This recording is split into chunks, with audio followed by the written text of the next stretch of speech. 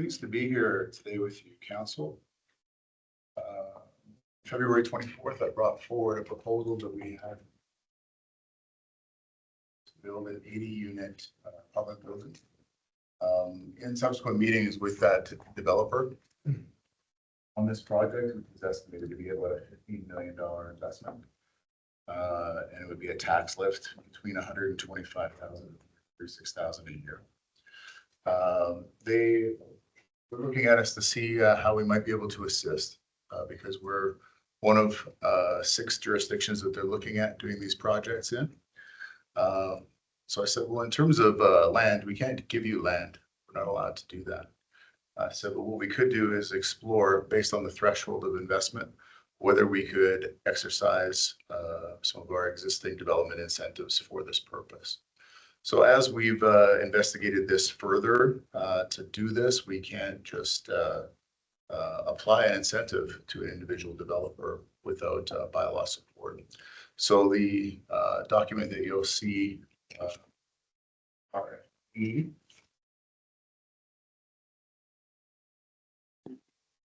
number 1730, looks at applying a new bylaw to support multifamily residential development above the threshold of $2 million per project. We do plan to bring this back to the next council meeting, and the bylaw would match what you have for non-res incentives. It's practically a carbon copy of it. Correct. It just speaks to residential over a certain value rather than the non-res. And I think what we're looking for too is just like, is this something that council wants to see at the next council meeting? We don't need a lot of feedback on it per se because it's a carbon copy of the other one. But is this something that you want to look at for residential incentives? So if it mirrors what is non-res, and then from there, I'm all for it. At least then from there, I'm all for having the discussion, whatever that means. Initial is excitement and welcoming, and adding $15 million worth of development in our community is a good thing. Right. So, and if we were to have incentives for non-res of scale, why would we not have it if it was residential? And I know at the time, residential wasn't allowed when we brought the non-res to you. But I think Kathy said in 2024, the legislation changed where we could include residential. So that's why. You said that we're one of 6, correct? Right. Do they have a timeline? They would like to break ground in 2027. So, okay, so we're still within guidelines to get this out, so you could get it to them. Correct. Okay. They're coming back to see me on Friday. And what would you tell them? Oh, either council supportive of the conversation or they're not. Question, do they have the land purchase, or they're looking to purchase land? They were initially interested in purchasing city land from us as part of that Creeks Crossing property that we've now reacquired. Mhm. We are also entertaining some other options for them in case the infrastructure logistics of Creeks Crossing is too problematic for them. But we do have 2 other options ready to go. So the other 2 options is that, do we have to build any infrastructure, supply services to them, to that development, or they're looking after the tab 100%? The 2 other locations have no infrastructure concerns at all. Okay, thank you. So hypothetically, if it were to be Creeks Crossing, is there a need for rezoning for multi-density housing in there? There would be, because the 23 acres hasn't been, it doesn't have a zone. The whole area has, like, there's an ASP out there. We would probably have to come back and rezone it. Which then means it's, which then, Very short time. which then means it's open to everybody within so many feet of the development to chime in. 76 meters. Question. Yep. If it's Creeks Crossing, do they have to purchase the land from us, or they own the land, or they're purchasing it from the developer? They would have to purchase from us. So they buy the land first, then get the development, or do we give them the land and then they develop and pay later? We would sell them the land with the same development caveats that we do for all city sales, where they have a period of time in which to have an approved development permit. And if that development permit does not get, how would I say, done in proper time, do we get the land back at a certain percentage of cost like we did to the industrial park? Correct. That's a discussion we bring back to council for further direction. Thank you. I'm not familiar with the non-residential development incentive. Can you give me a high level? So summary the- of what that is? Sure. So we do have an incentive in place for commercial and industrial development that any qualifying project that has a building permit value of $2 million or more has a 4-year graduated tax incentive. So that year one of assessed status, they would pay 25% of the municipal tax, year 2, 50, year 3, 75. And then they pay full tax in year 4. Only should not Walla or school. Anything else, Laura? So that's it for this one? Just information at this point? At this point, yeah, I mean, they're still very, very interested here. From a residential perspective, I'm very interested to see this project move forward. We had the municipal census last March. At that point, it was reporting that we were at a population of 13,004. We're now at 13,007. So we're almost growing by a person a day. And that growth is not going to stop.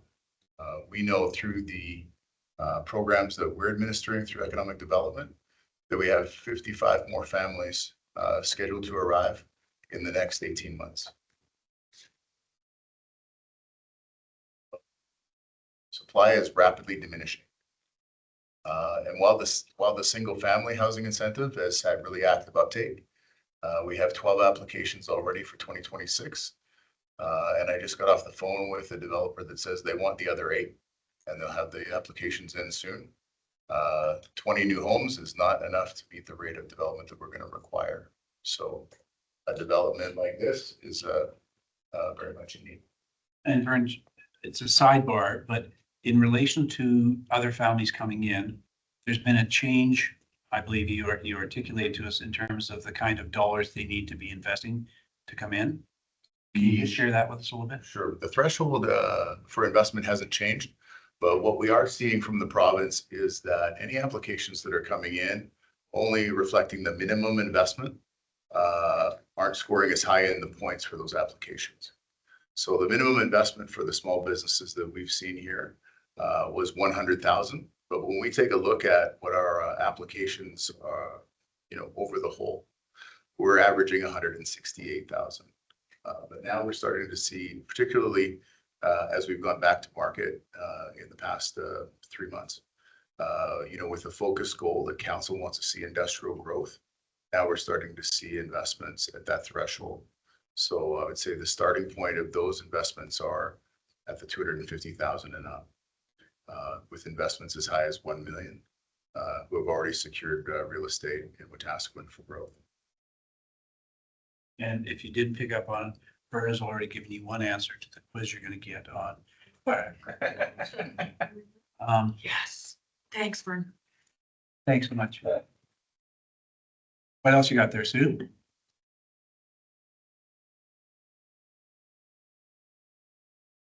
Yeah, Kristen will start this one off and I might chime in. So I'm bringing this You're one. coming to the hot seat? Do you want me to? Yes. Oh, Yes, please. sorry. I just know it's weird to have to stop. Thanks, guys.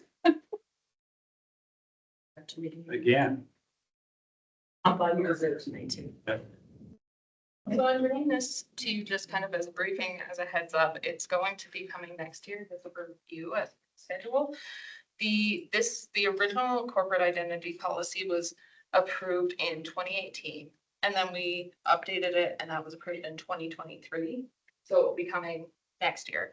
But I just wanted to give you kind of a briefing on that policy, just in case you had any questions right now, or just to think any thoughts about what you want to see during that time. So the purpose of the policy is to establish guidelines for the consistent, appropriate, and protected use of the city of Wetaskiwin's logos, crest, and brand assets. That encompasses quite a few things. So that's the city of Wetaskiwin's logo, the Wetaskiwin Fire Services logo, the Manlick Center, Wetaskiwin Regional Aquatics and Fitness logo, the Wetaskiwin Regional Airport logo, the city of Wetaskiwin crest, the city of Wetaskiwin Archives logo, and any other images that are easily recognized and associated with the city. And the reason, along to establish guideline, the other reason why we have this policy is to make sure that it's only the appropriate people who are using these identifiers. So obviously, people who work for the city, contractors who have been granted permission to use them as part of, say, the open houses we had about the land survey, things like that. And the policy pertains to elected officials, city employees, and anyone engaged in city business partnerships or other joint ventures, contractors, vendors, volunteers, boards, agencies, and associations. It also sets the guidelines for people who might be using our logo as part of sponsorship opportunities. And it also outlines very firmly that city identifiers may not be used in any manner that brings the integrity or reputation of the city of Wetaskiwin, city activities, its elected representatives, officials, or employees into jeopardy. Any use is expressly forbidden and shall result in immediate withdrawal of any permission granted in this policy. It gives us the right to, if we've given someone permission, we can revoke it at any time. Those who do use city identifiers do so with the knowledge that the city assumes no liability for the use of its identifiers, and users are responsible for defending and holding the city harmless from any claims, damages, losses, or liabilities arising directly or indirectly from their use of a city identifier or failure to comply with this policy. Okay, thank you. Questions? I will just add on to that too. So as Kristen mentioned, this one is for review next year. Now, normally we wouldn't bring something a year ahead unless there were compelling reasons to do so. This one's a little bit unique in that if council wants it to change, there is going to be a budget amount that would have to be committed. So whenever we do a brand or a corporate identity review, we do get a consultant to do that. I think there's a few members of council around the table who were here previously when we did that last. So that does explain the timing. I do, yeah. Now I understand why. So, and yes, I was part of when we rebranded to the City We Share from City of Motion. Yeah. My question then would be, what is the time lifespan of a logo, a slogan? Like, is this something that we need to Jump on top. jump on top of? I personally, I'm fine with where it's at, but this type of stuff I suspect has a shelf life, and I'm kind of curious of what it is.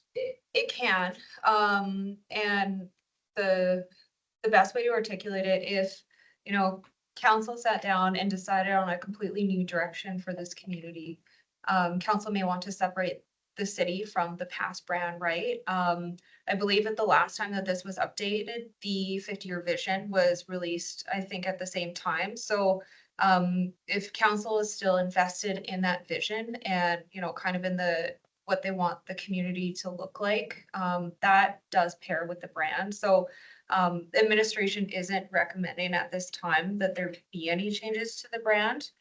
But recognizing this is a new council, council recently passed a new strategic plan. And we do, provide the opportunity, well, councils establish that every 4 years policies are updated. So it is here for councilors to review, should they wish to tell administration to go off and change things. So, go ahead, Laura. I'm really okay with where we're at. I don't want to spend time or money on this, but carry on. But That was an interesting question. I appreciate it. Please carry on. And I guess that's kind of where I'm sitting at this point in time as well, is that let's assume. No, I'm gonna back up. What kind of dollars did that whole corporate branding cost us X number of years ago? Because it's not that long ago. Can you ballpark that in any way, shape or form? it was broken up into 2 pieces. Kristen, do you remember off the top of your head? $500,000 sounds pretty close to what I'm thinking. Cause we had to change a lot of signs, a lot of, No, as a matter of fact, the direction from council was don't change anything. And Okay. as you need to replace things, then you change it. Because we still have a lot of stuff that is in the old system because it hasn't come up for end of life yet. nope. Including vehicle brands, like all of our logos on our vehicles. I think it was more for the consulting to cost us a lot more money. I'm not talking about, it was the consultant fees that cost us the most to get all that. No, and I guess what I'm leading up to is I don't sense around the table, everybody jumping up and down saying, yeah, we've got to change our corporate logo and sense of who we are, who we say we are.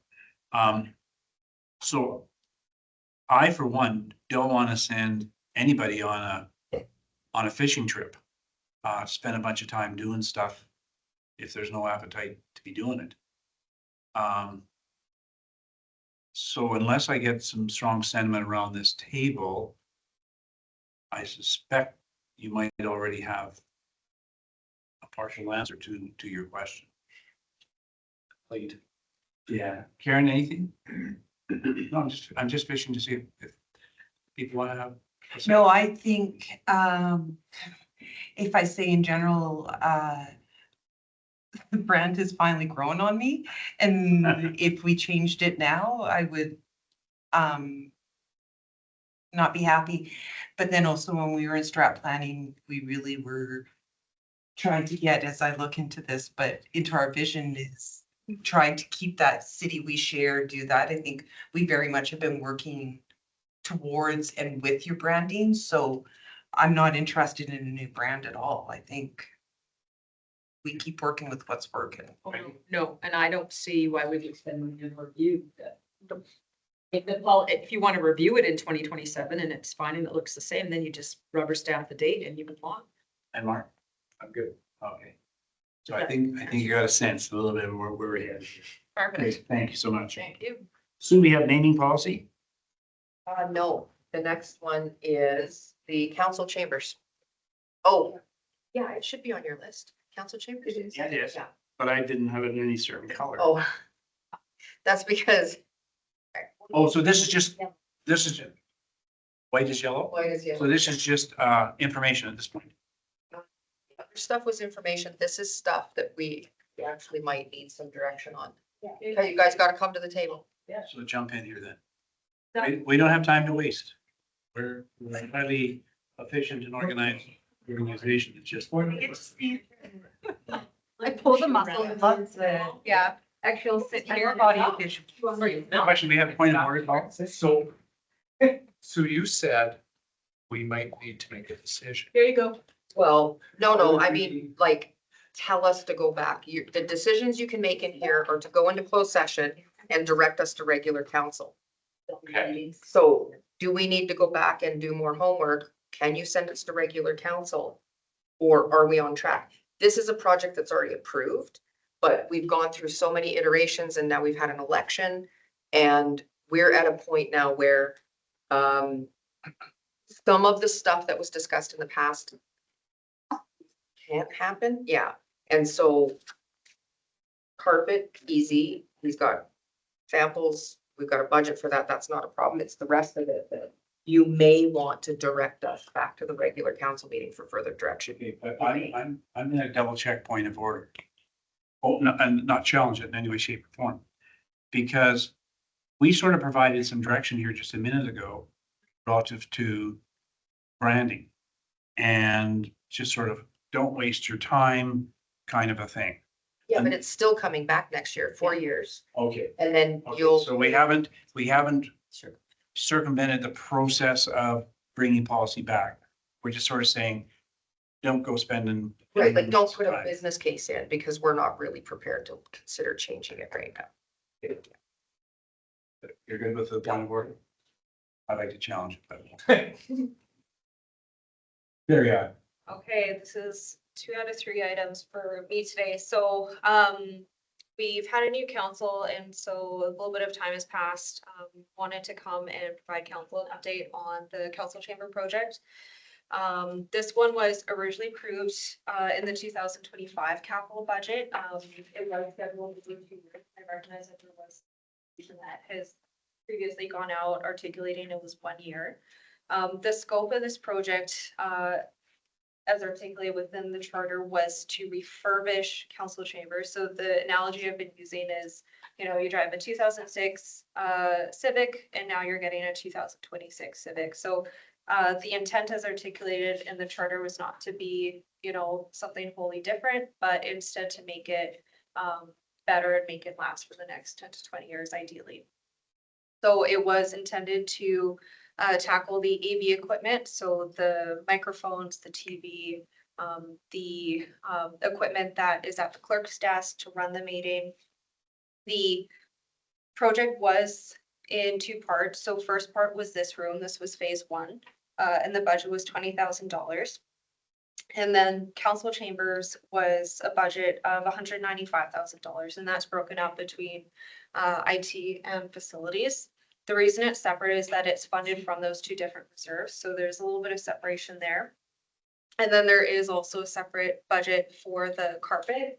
And I asked Chris to bring carpet tiles today as a little bit of a show and tell. And I think that we still have some really nice names on them that we're talking about earlier. So previous council saw or received a couple updates on this. I believe it was July last year and then October last year. We do have a new council, and in the meantime, we had to go off and do a little bit of work. So where we are right now, we know a little bit more about the room itself. Chris's team has opened up the floor. We've done an asbestos check. And so now that most importantly, we know which way the floor joists run, that can inform what layouts are possible to do within budget.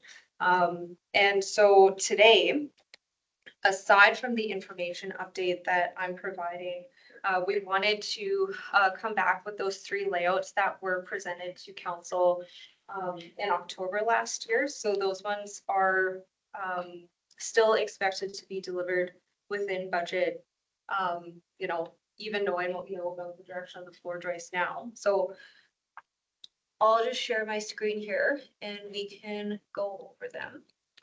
Sorry, while she's pulling that up, Joe, I did pull up the letter of commitment for the brand strategy. It was $30,000 excluding GST. That much? Well, not that much, that low? I thought it was Yes. more, way more than. No, it was 30,000, and then the 50-year vision was 50. Wow, I thought it was a lot more.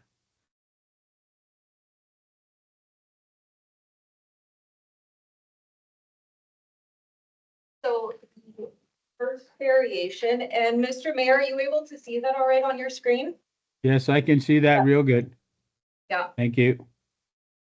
So, in determining these layouts, we took into consideration the, you know, the building itself. This is a historical building. There's only so much that we can do. And then we also took into consideration the security audit that was performed, I think, 2 years ago.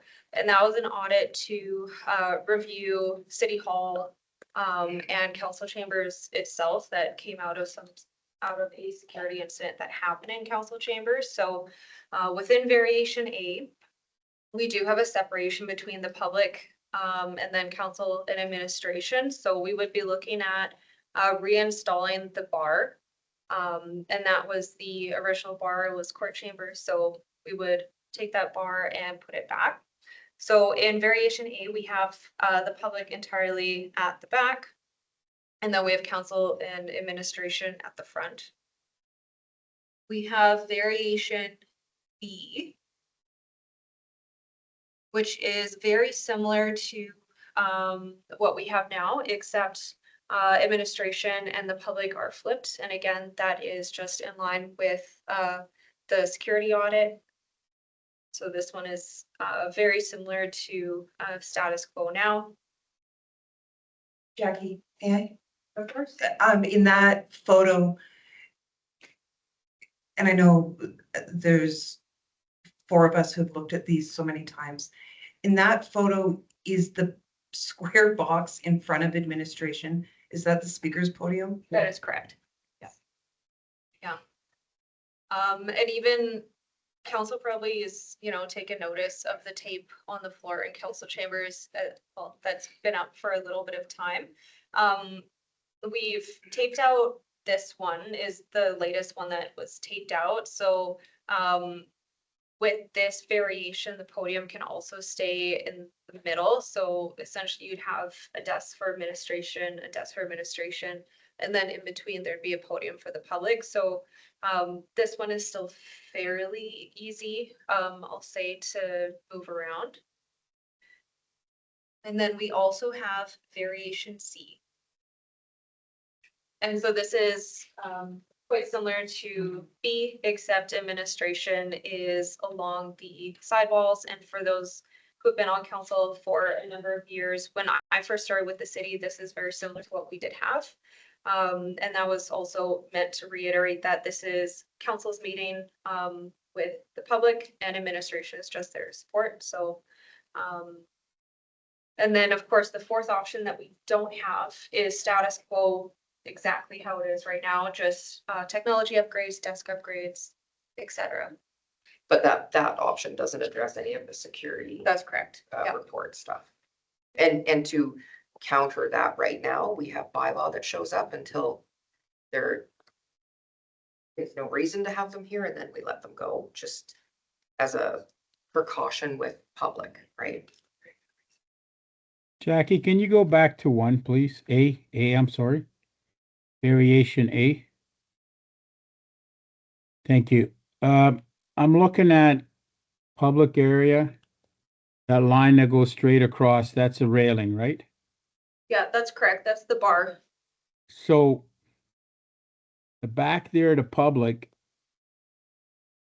any wheelchair accessibility still has to come through the elevator. They all have to come through the elevator. They're not allowed to cut through the building. Okay, The public fobs only let them come to the 3rd floor. Joe, it's probably harder for you to see, but if you're looking at there, see, I public, could, yeah, public enters chambers here. yes, public entry, yes, I see that right beside, yep, I see that. Okay, Yeah, Jackie, can you please go to the 4th one? I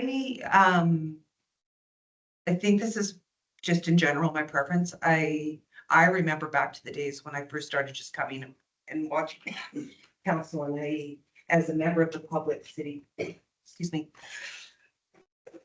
because we used to sit in the, we used to sit like this and seeing it when on the sides. I like it, but back in those days, and you were sitting in the tier things, right? I love that, but you didn't have the equipment that you have now. And so when I look at this space, and I know you've done the measurements, I'm just, how to scale is this? Because that looks like there's a lot of space between council and admin, where I would think that we would be closer to each other. Yeah, so it is approximate. We have mapped it out, and we do know that there would be enough room If we for, have the yeah. the egress. even because then today, when I left at one point, I threw my chair back and I started to walk away and I was like, I've literally just left my chair in everybody's way, right? To come back and sit in. But I do like this configuration.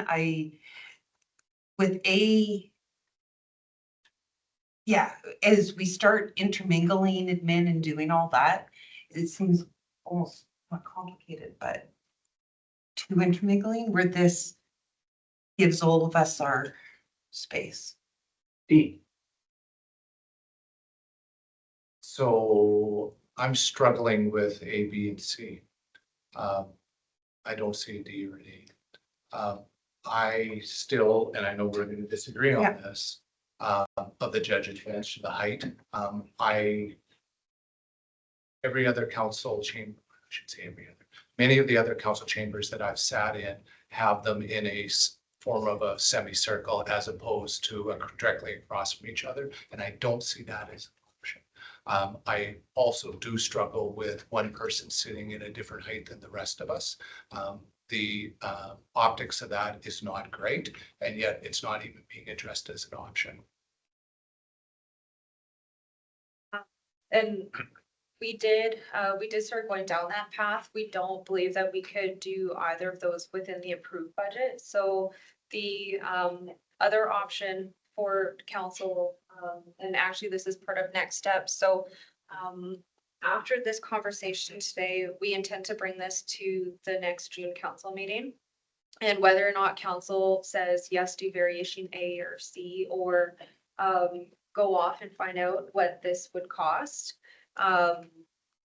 We wanted to, endeavor to see what that project would look like, or that layout would look like within council's approved budget. If council does want variation that goes above and beyond, or, that moves the judge's bench, that cuts it down. Or, we start looking down at curved tables, it was going to really take us out of it. And just add one note with the judge's bench. There was a request of the Heritage Society, I believe in 2022, 2023, that came back to leave the judge's bench in situ. We would have to approach the Heritage Society again for a re-review of that, which we would anticipate would take anywhere between 6 to 8 months by the time we follow that process. If we were to modify Federal or provincial? outreach. My question is, do no, we hang on, have to, Joe. Hang on, Joe, please. okay, The heritage, And I can gather that's responsible for its heritage, and okay, so they just recently changed. So I'm going to then request information about that. New information.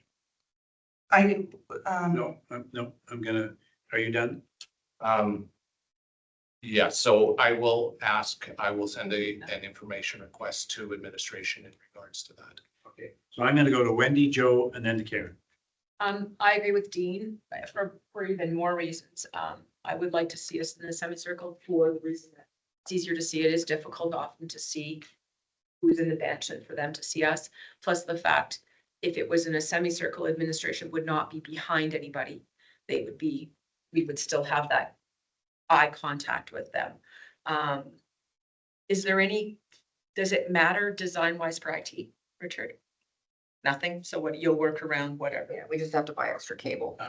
Our main thing is we want the cabling not to be temporary. So right now, anything above the floors, as you see in this room, we removed everything on the floor, Right. removed it. That's what we want to do, is make it scalable and permanent. That will be one of the considerations with any spatial design consideration that we do move forward with, is the infrastructure. We're very limited on how we can run our electrical and data lines within the current historical infrastructure. So any change or variation, we'd have to infrastructure perspective and exactly what we're going to be able to achieve for those physical locations. Okay, Joe, you're up. thank you. I was always the impression, a lot of our problems at the chamber was our electronics or electrical system not here. I am not in favor of spending $200,000 to rearrange this. It's historical. It's been there for 100 years. Hopefully we can have something for another 100 years. But I do believe we need some upgrading on our electronics. And we keep talking about wire in this day and age. Do they not have,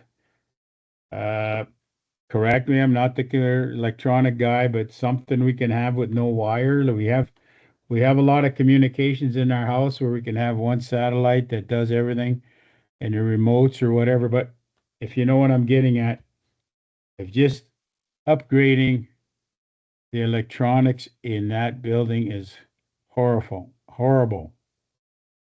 Okay, can't- just an aside. What's on the dock in terms of dollars? Yeah, so the entire budget for the project, between IT and facilities is 109 or 195,000 or 280 $1,000. Split between IT and facilities. So a portion of that would go towards new tables for council. The tables that council currently has were old doors repurposed into tables. With skirting added around them. The tables that would be made for the room would be intended to be there permanently and would be made for council for a council meeting. In terms of just updating the AV equipment within the room, while wireless is an option, it's not a reliable option. And it introduces a lot of risk for things not working. So if council is looking only at upgrading the AV technology, we're still looking at running data cable, running source of power, whether that goes through the floor joist, whether that goes through the subfloor, et cetera. It really depends on what that layout looks like. But it isn't going to be just $20,000 for new AV equipment. This room was fairly easy because of one, the size, and it isn't the historical part of the building. So And Karen, I apologize if I cut you off and you were gonna piggyback off Dean's comment, but you've got a floor. Perfect. I'm not gonna necessarily piggyback off of Dean's comment. I'm going to some sort of blunt wrestle. This is a public meeting, right? I don't, yeah, it's fine. And respectfully, we are not in every other municipal building in this country. We are in a heritage building that is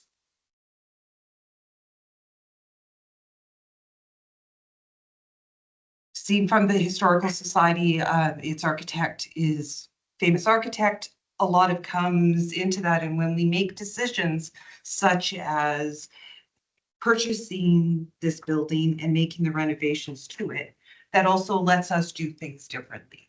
I am used to leaning forward to see somebody that's 2 steps away from me. I don't think that a U shape is going to enable us to do our job better, and throwing that money into working around the judge's bench, which has to stay, and I will cry.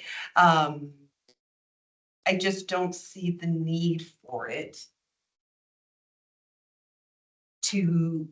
based on the argument that all other councils look like this. At the risk of turning this into a debate and a decision-making entity, I won't give you the floor to rebut. But you and I can, Because at the end of the day, I think the request is simply going to be, what can and can't we do in a heritage site? That's what I heard coming from you. Yeah. So what can, Or what are the options? sure, But if, What but would if, that be? if in looking into, the background about what we can and can't do, it may well dictate where we end up. Relative to your issue of the mayor's podium or the judge's bench. Right, so that debate's left for another day. Pending the information we get. Pending the request for information you make. Yeah. Okay, Wayne, no, I got Laura, then you, Joe. okay, Decisions were made clearly before my time. But any decision that I get to weigh in related to this carrying forward is gonna be for minimal spend. I love our old building. Leave it alone as much as we can. Find carpet, find, do the IT stuff. I don't wanna spend money on plans and custom work.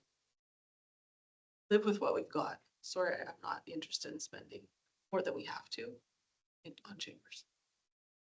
We'll get into those debates down the road. Just Yeah, put your 2 bits in. Gotcha. Any other comments? Oh, sorry, Joe, I cut you off. Go ahead. I'm with, Laura. I know we have budgeted 190 or something, but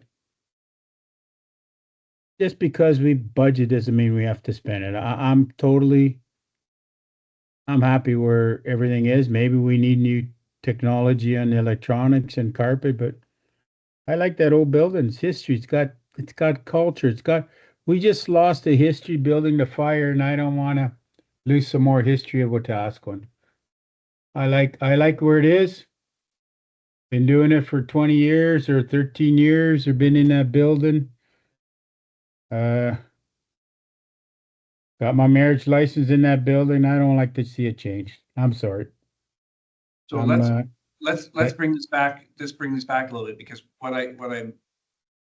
Sorry if I'm yelling. I keep Joe's 5 miles away and I'm yelling at him. The request isn't about the spending of the money necessary. The court request is, how do you want to configure this sucker? And you've asked some questions about how can we configure? What are the rules of the game? Okay, so that will be coming back to us. The issues about minimal spending, I think we've talked about flooring and IT and upgrading and all that kind of stuff. The issue at play here for me is, how do we want to respond to the issue of the safety assessment that's done in terms of segregating the areas? And I sense that's sort of some of the direction you're looking for here, you two. And if we are going to respect that safety assessment that was done, how do we want the other inside portion to look, configure with administration and so forth, which takes us back full circle to what we can and can't do. So I'm going to ask so go ahead, Sue. I just wanted to get clarification on your statement, Laura. So are you okay with reconfiguring if no money is spent? Or you're good with the way that it is? I'm good with the way it is, but you're right, there's been studies and things presented that I haven't seen, the safety thing.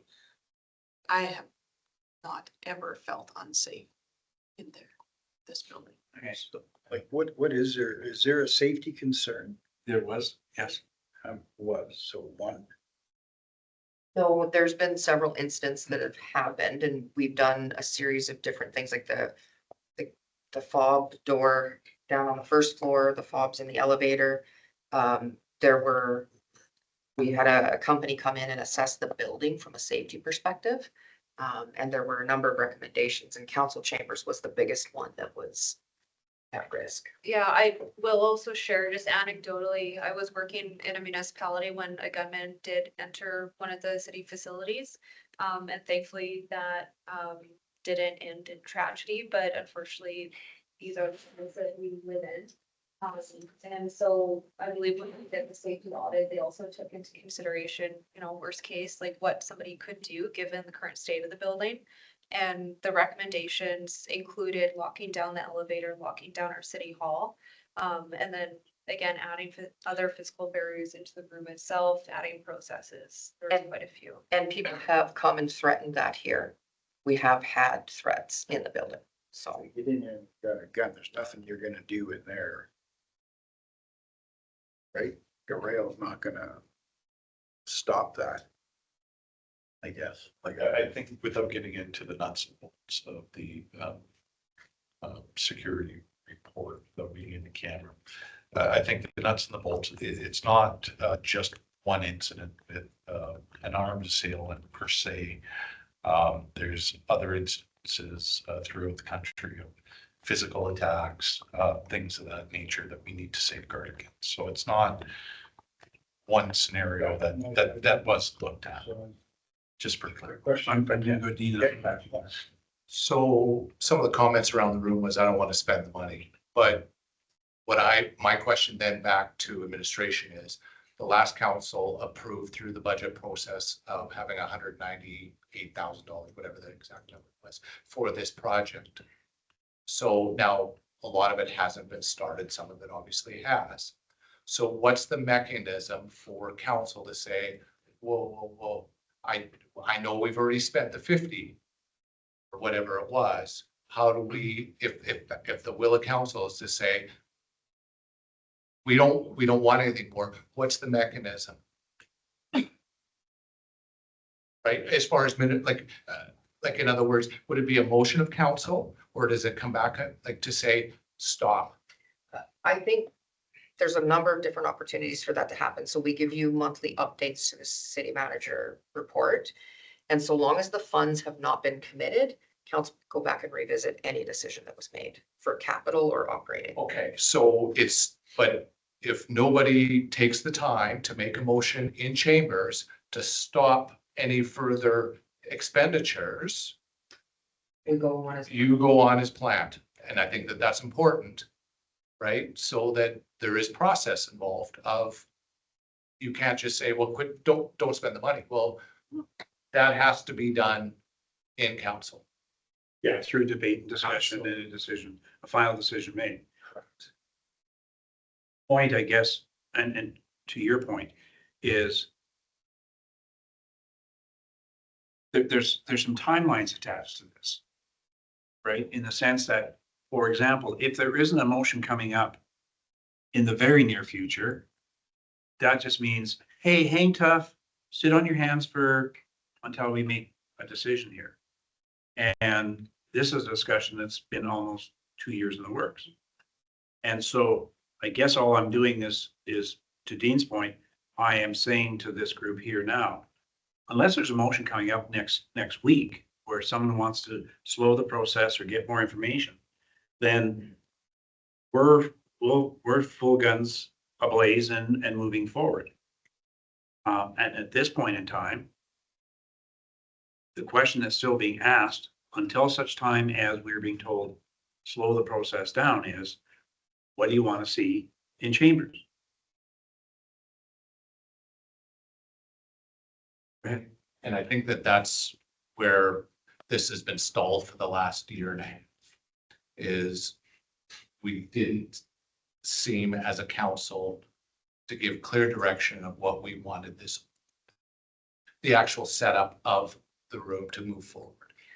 And that's our fault. No, but there was, we did watch the video actually the other day, and there was direction to put everybody on the same level. We went through a series of consultation with the former council and came up with a bunch of different ideas on how that could happen. We don't have the space to make some of that stuff happen. We don't have the money to make some of that stuff happen. And I think that's kind of, while that was discussed and it was part of the original scope, kind of saying we can't, and I think we'll get some information if the request comes in to get that, to kind of give you the risks, because, and I might be wrong on this, but it was my understanding originally, some of the risks of taking out the judge's bench, besides sending Karen completely over the edge, was that we might not get funding for future work that needs to be done on the historical part of the building. And so, you know, we might need to flush some of that out if that's still a piece of it, but we're saying right now, we can't make that happen within what we have. And that was part of the original discussion. So. Go ahead. Yeah, so just, you might have just touched on, so we don't want to touch top bench. What about where council sits, raising them? But we can't, we don't have the money to do that. And just further to that, I think what happens is we run into a lot of accessibility issues as well and safety issues, whether we go with a ramp, it provides a tripping hazard for everybody in the room.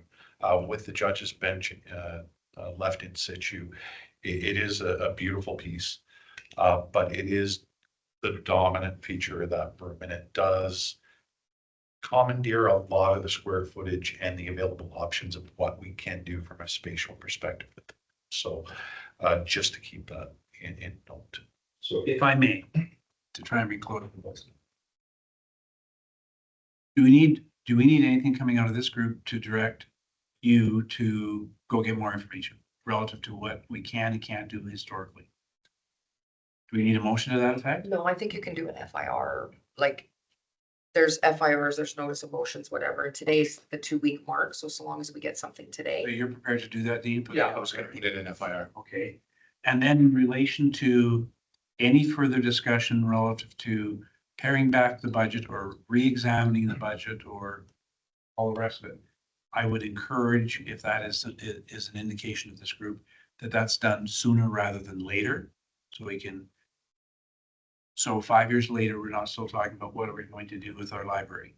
And just a reminder too, if you do want to do that, if you give me a notice of motion today, we're within the 2 weeks, so it automatically gets added to the next agenda.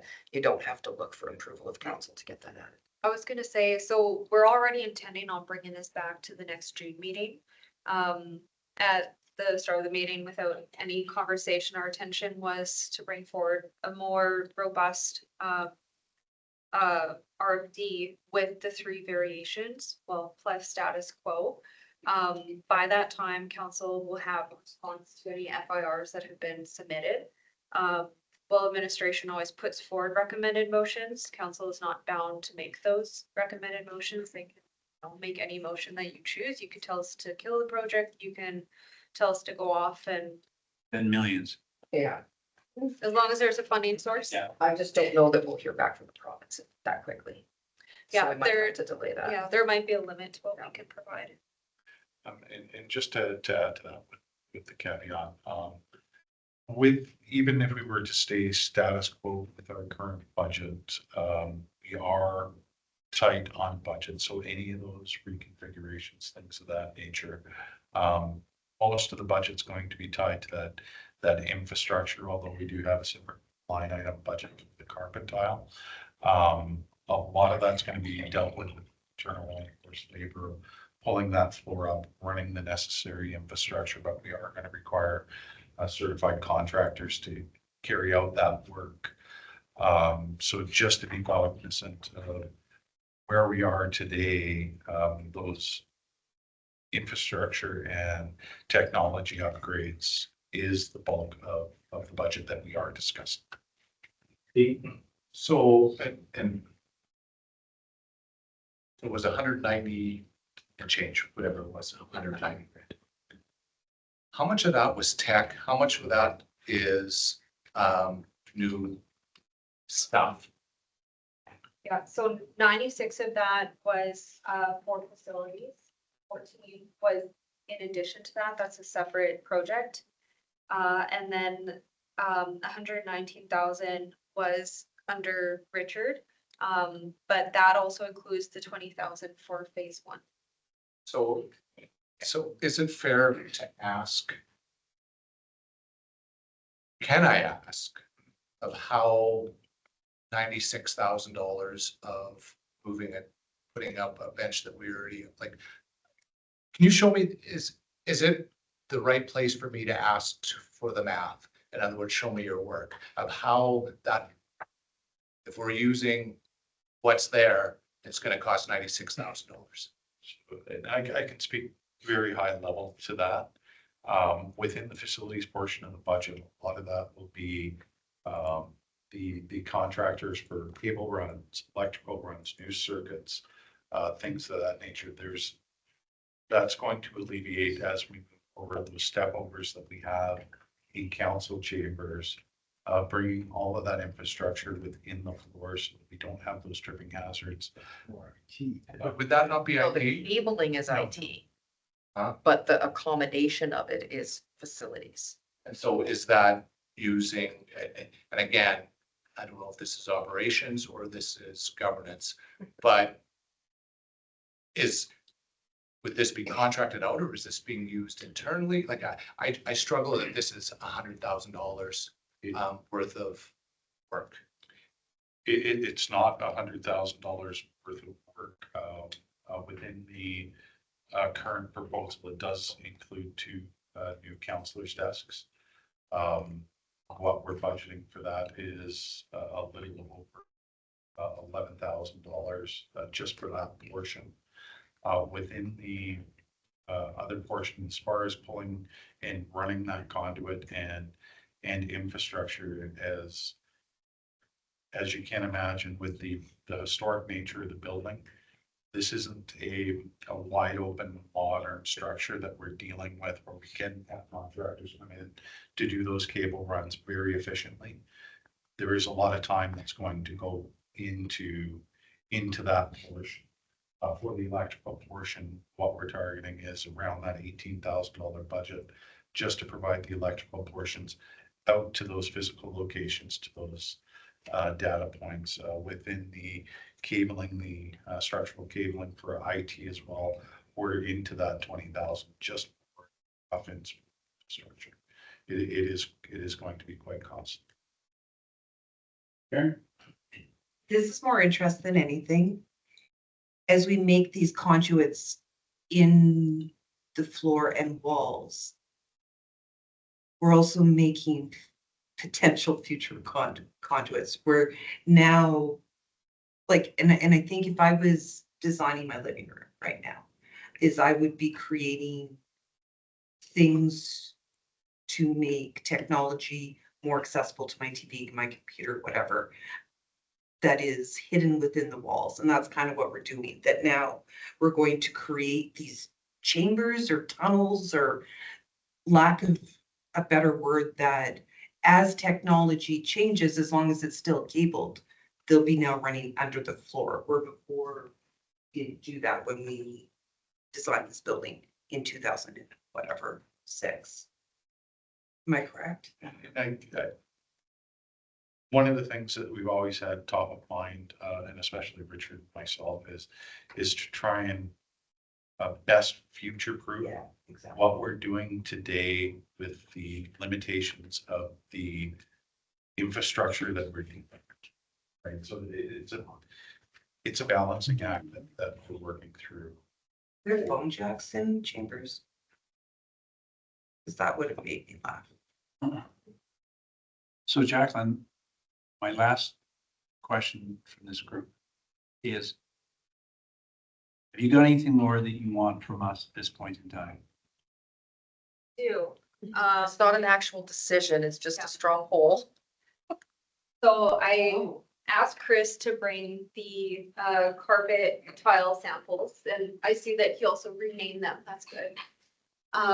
So administration, I believe, is recommending. Atmosphere and River Rock. So when we've gone through about 40 iterations of the carpet tiles.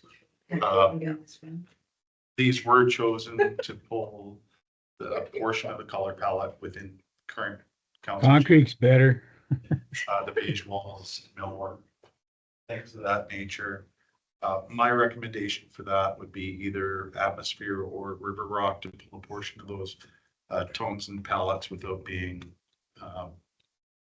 overly bright and dominating. And I vote for I don't care. I No, double that. no, and I'm not trying to be flip with that response. Whether we paint the walls green or we have a brown or a tan carpet is immaterial to me. Titanium in it. That I sounds think great. that I've had that Yeah. same conversation after about 5 renovations with my wife. Hey, Wayne, can we match the color code to the roundabout?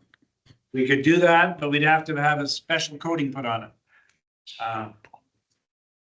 Anyway, So you're okay with where we're at this point? Great. Thanks for your time, both of you. It's appreciated. Are you still up? Yep. Okay. All right. Thank you for now. And thanks for showing us carpet colors, even though we don't need to be. I care. I'll come and have a I conversation like with you later. I say get the darkest possible so it doesn't show the dirt. That's why I said titanium. Sue, Oh, now you have an.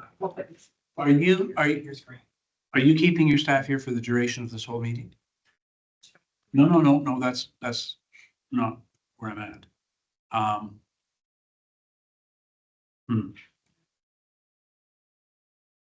Becky has one more thing. I know she does, but. No.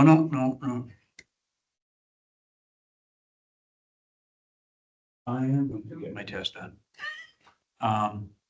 Bear with me for 10 minutes, if you would, please. Now, last time we met as a group, I handed you a piece of paper that says, here's our strat plan. Can you replicate it? And Laura, right away, she had it almost completed by the time I finished my sentence. But in fairness, there were others amongst us, including myself, that said, while I think I could put some stuff on paper, I may not have it as well as cast into my memory as I thought. So I said, I'm not here to embarrass anybody.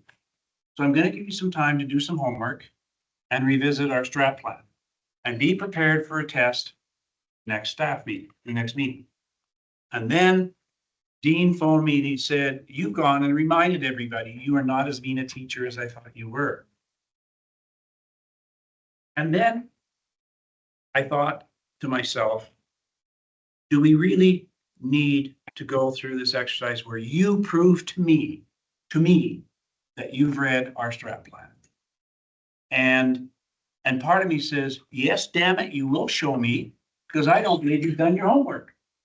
And part of me says, this is an obligation we said, Joe, that this is an obligation we made when we signed up to be counselors. We went and we spent considerable time and money and energy saying to ourselves, what do we want to see for our community in the next 4 years? And everybody had an opportunity to chip in and identify areas. And we did identify. Those are economy, environment and instruction, sustainability, infrastructure, inspiring governance and social and cultural life. We said those were important things to us. And then we also said, so what are the goals under each of those? And we identified those as well. And that was the reason for my homework is that we said, we're charting this course for this community. And in those conversations, and I think it was Laura, because we talked about how often in previous years we took our eye off the prize and we chased the shiny element in our community. And we spent 50,000 a year because this was a great idea. We spent 40,000 a year because it was a great idea. And at no point when we looked at those shiny objects did we say, where does it fit into what we said was important for our community? And we never did that. And the reason we never did it is because there wasn't a single one of us that could articulate what our strat plan was 2 months after we developed it. And so I'm saying we went blindly for almost 4 years, except for we said to administration, here's our strat plan, build a corporate strategy. And Sue and her staff went away and said, okay, they're saying this is important and these are the goals they have. How can we meet those goals for them? So we deferred. We gave our entire strat plan over to administration to make sure it happened. And then on regular occasions, we took them off the eye of the prize. We took them off the shiny things.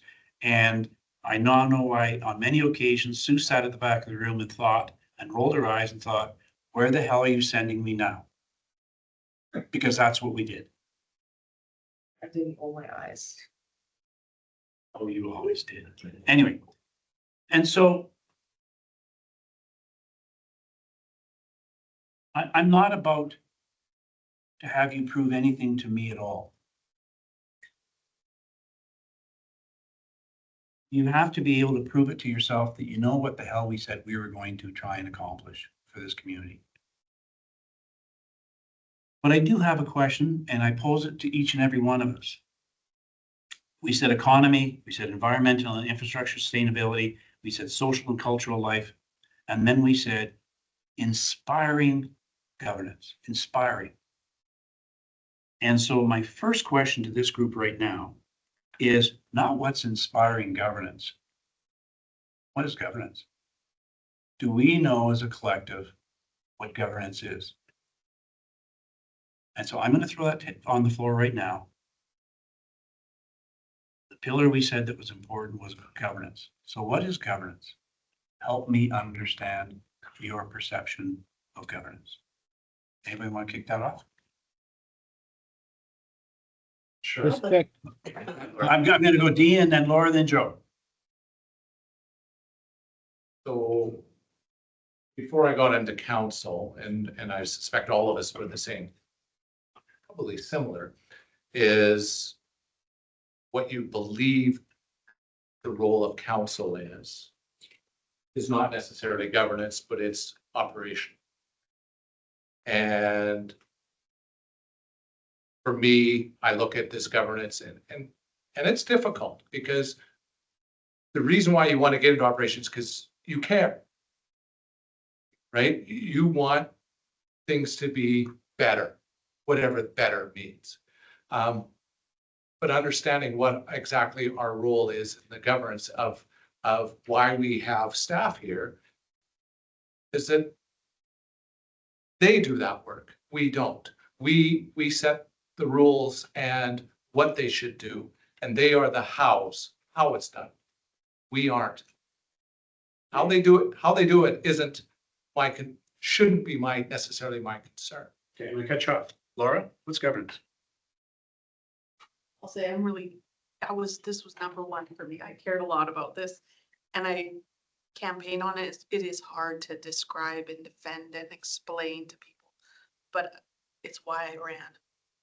Because I want this council and I wanted to be part of it, to be prepared to do professional work and the work of setting systems in place that would govern or lay out acceptable behavior, activities, and direction for our community, largely through policy and bylaws. And I know it's boring. And I'm the first one that loves breaking rules and fighting, but I want good things for our community. And I am very okay with having contention and being able to do that in a productive manner. And so I think that's part of what good governance is being able to set a direction. It may require either move out or change the existing policies and bylaws, which is really where the power of this council is. And to do it in a manner that is, you said professional already, but with decorum and good faith towards both the ones doing it, carrying it out, are the doers, the city administration, as well as my colleague deciders who are in the seat of having to make decision and raise your hand or keep your down. Each time we vote, I do it with respect. Thank you. Joe, what's governance? what I've always said for 12, 13 years, 14 years. Governance is the wish of the people. Their wishes, not ours. 7 of us we have our wishes we have there, but are we fulfilling the wishes of the people who elected us? It's yeah, we control it, but whose wishes are we to represent when we get elected? Okay, and I think that's a good point in the context of we hear from our constituents about what they would envision for their community. And I'm suggesting that that's what we captured when we sat down to do this particular document. Every one of us came in, we elected, we ran on very different platforms. We ran on very different mandates, but we heard from our constituents that supported us what they wanted for this community. And when we sat down to develop this plan, I think our goal was to try and capture that as best we could. Have we hit all the right nails on the head? I suspect probably not. But hopefully, this is what our community is expecting from us, and we've put it in writing here. Dean made a comment. Governance is what? What does the community want? What do we want for our community? That's the dreams, the hopes, and all the rest of it. The how is operational. And I think Dean's point is really good in the context that we always want to get into the weeds because that's where the exciting crap is happening. And that's where we all have a point of view about how the road should be plowed, or how often they should be plowed, or how often the grass should be cut. Or where the chamber desks go. Yeah. So we often want to venture into that territory, but by our own admission, that's not our sandbox. But there is one pillar here that we identified.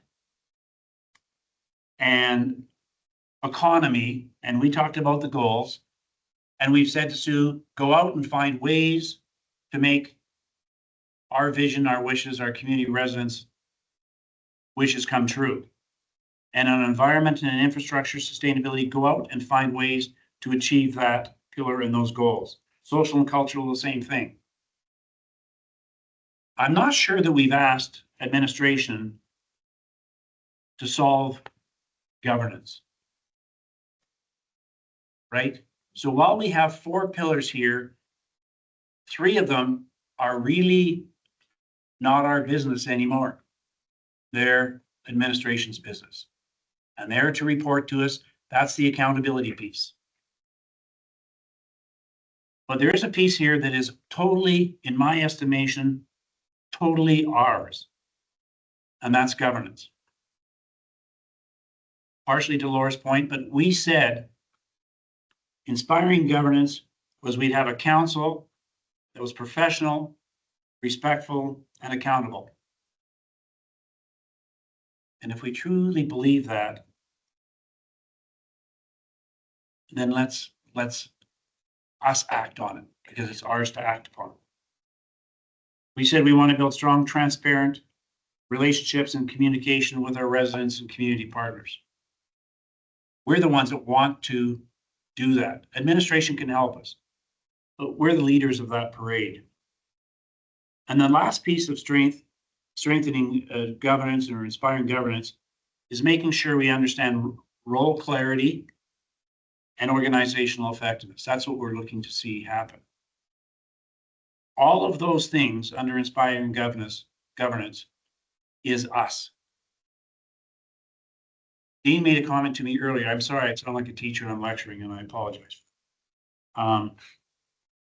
Dean said this exercise has forced him to put this on the top of your desktop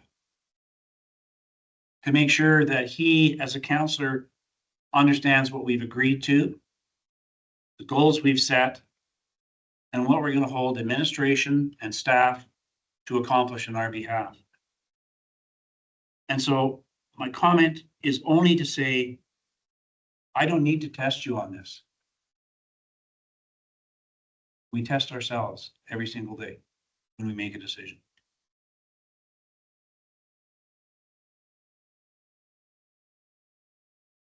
One of the things Dean has said, what's reverberated for me, and then I'm going to shut up. Teachers, yeah, I'm sorry. I was in a very lengthy meeting the other night, 2.5 hours with a gentleman who was very, very gracious in telling me I was full of BS. And we're doing a terrible job. But he respectfully told me that. Which isn't totally accurate. We had some really good conversations. One of the conversation pieces he shared with me is, why is the old council blocking change being brought forward by new council? That's what his vision of this group was. The old council against the new council. And my comment to him was this. I'm not convinced that this council has blocked anybody. Some of the new councillors came in here with an idea about what changes they would like to see happen in this community. And I don't mean to be pointing fingers at anybody. That's not my intention. I know that Laura White has come in and put a number of motions on the floor that represents what she spoke about when she ran for council.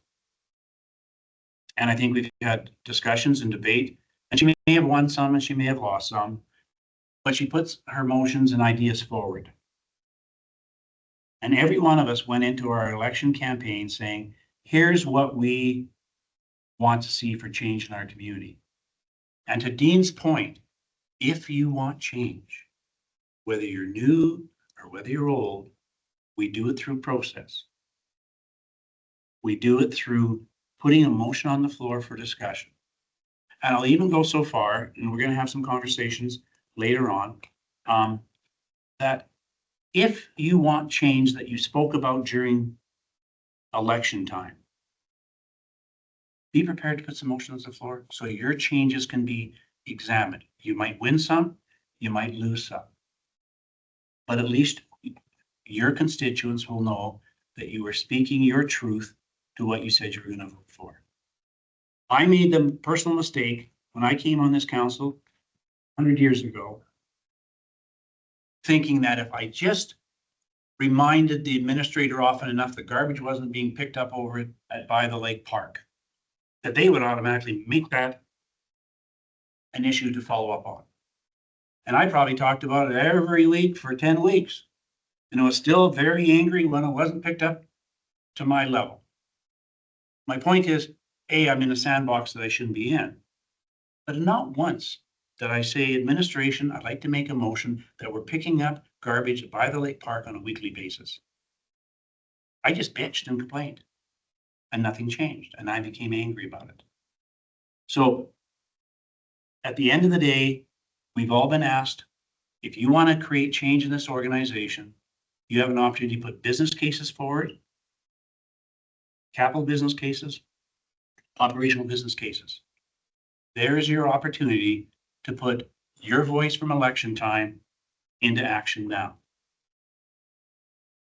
And if you don't do that now, then don't complain that something didn't happen that you wanted to see happen. And I suspect, to my new colleagues, you may think that I may be singling you out. And if that's the way you feel, I apologize for that. That's not the case. Every one of us said we were going to sign up to try and make this a better community. To Dean's point, there's a process to do it. And I encourage everybody to do two things. One, know the direction we're heading, because you said this is what's important. Make sure it happens. That's how we hold administration accountable.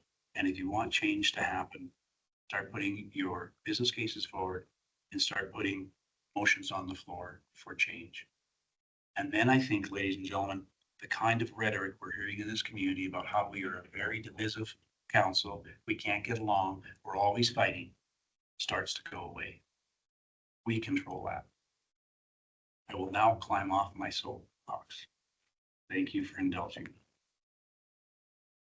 There is no test today. All right, Sue, where are we going? You want 10 minutes? Exactly 10 minutes. You can say no and I'll just run away. I don't really have to. And I'm okay with you, Pete. But I also want to run else. 10 minutes. so continue. I'm just gonna mute this, Joe, and then we'll unmute it at 3. Okay,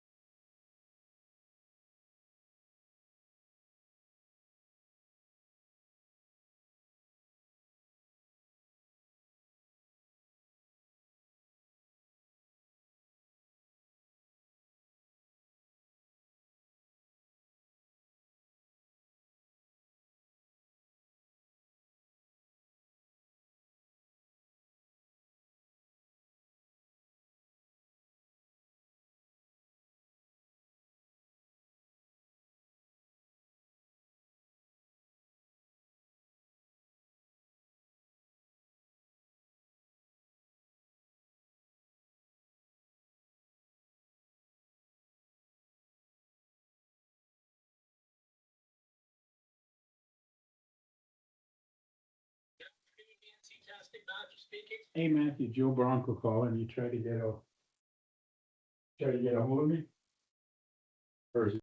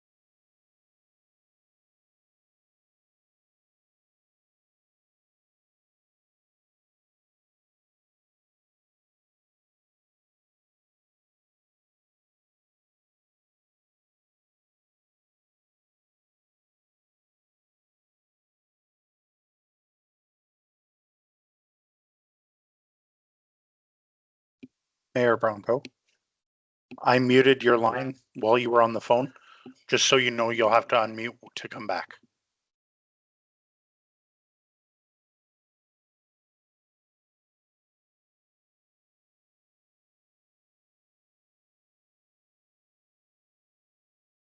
okay? Got it. Perfect. I muted you when you made that phone call. Thank you. Sorry, I forgot that. They said they unmuted me, so, No, you're good now. okay.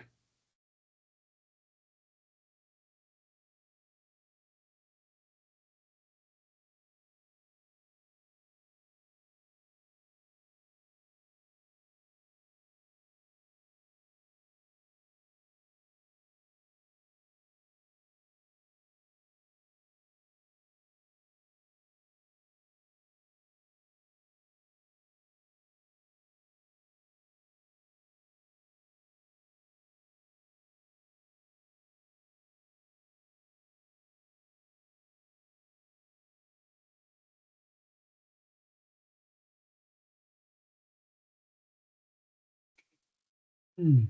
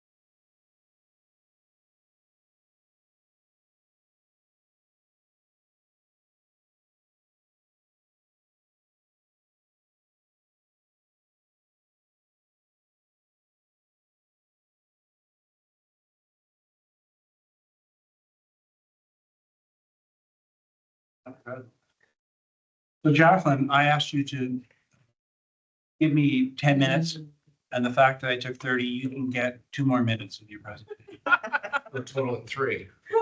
Well, Go crazy. I never learned to count, so I didn't know it took 30 minutes instead of 10. Never learned. It wasn't required for MBA. Just buy one of those, right? In all seriousness, the last thing that I had to bring to this room today was a conversation about what council would like to see out of budget engagement. So last week, council did receive a memo with some proposed things.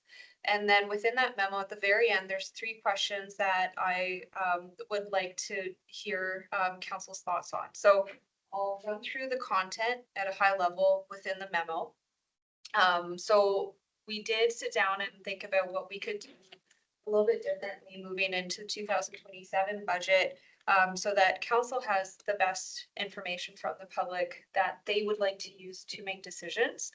And also so that our public can, follow the journey and understand kind of where those budget decisions are being made and why.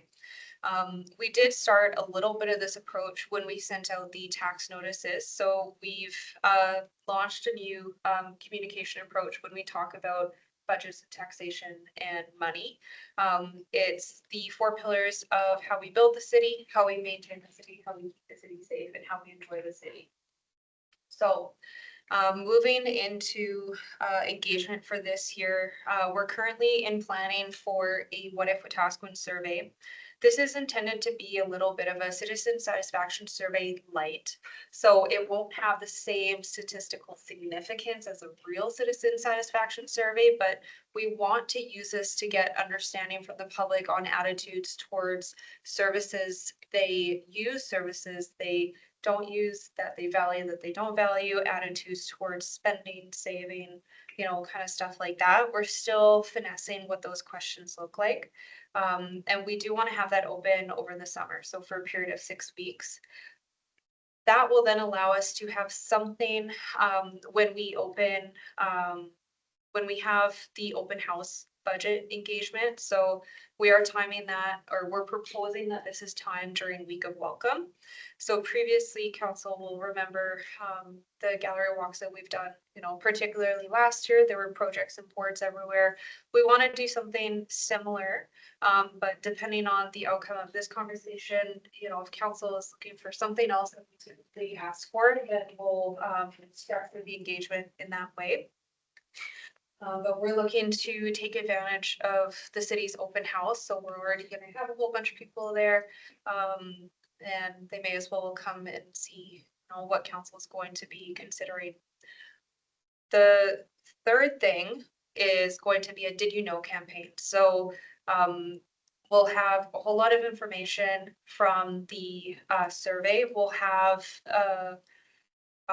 we'll know kind of what administration is bringing forward to budget. We'll have what council is bringing forward to budget. And using that, we'll craft a Did You Know campaign. So this could be things like, did you know that a snowplow costs this much, right? Did you know that these are all the services that the city offers? How that looks again is going to depend on this conversation, what the public says within the survey. And then finally, in November, so November is when council is expected to be debating and making decisions on operating budget. We want to do another budget exhibit. At this point, it's probably going to be a little bit too late for council to, take what the public thinks, throw it in the budget. It's mostly prepared at that point, but we did want to provide an opportunity for, if council wanted to continue having those discussions. Administration is proposing this is more of a focus on inform rather than consult, just to manage expectations with the public. So at a high level, that's what we're putting on the table.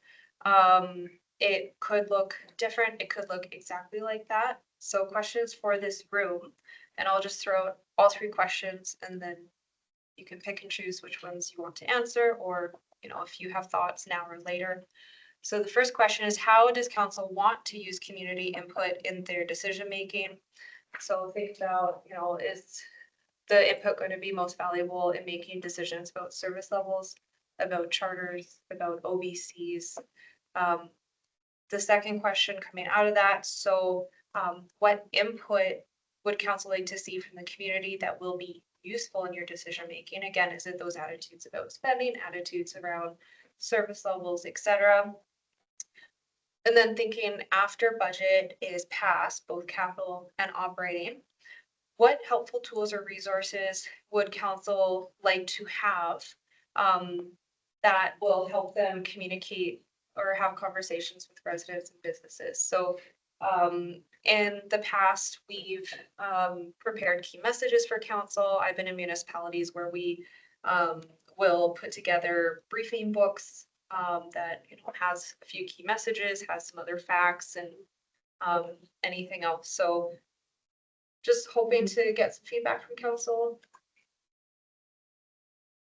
I like the idea of service levels because I don't think that in general, and I'm not trying to be dismissive. I don't think I understood fully until I got here the financial impact of a service level.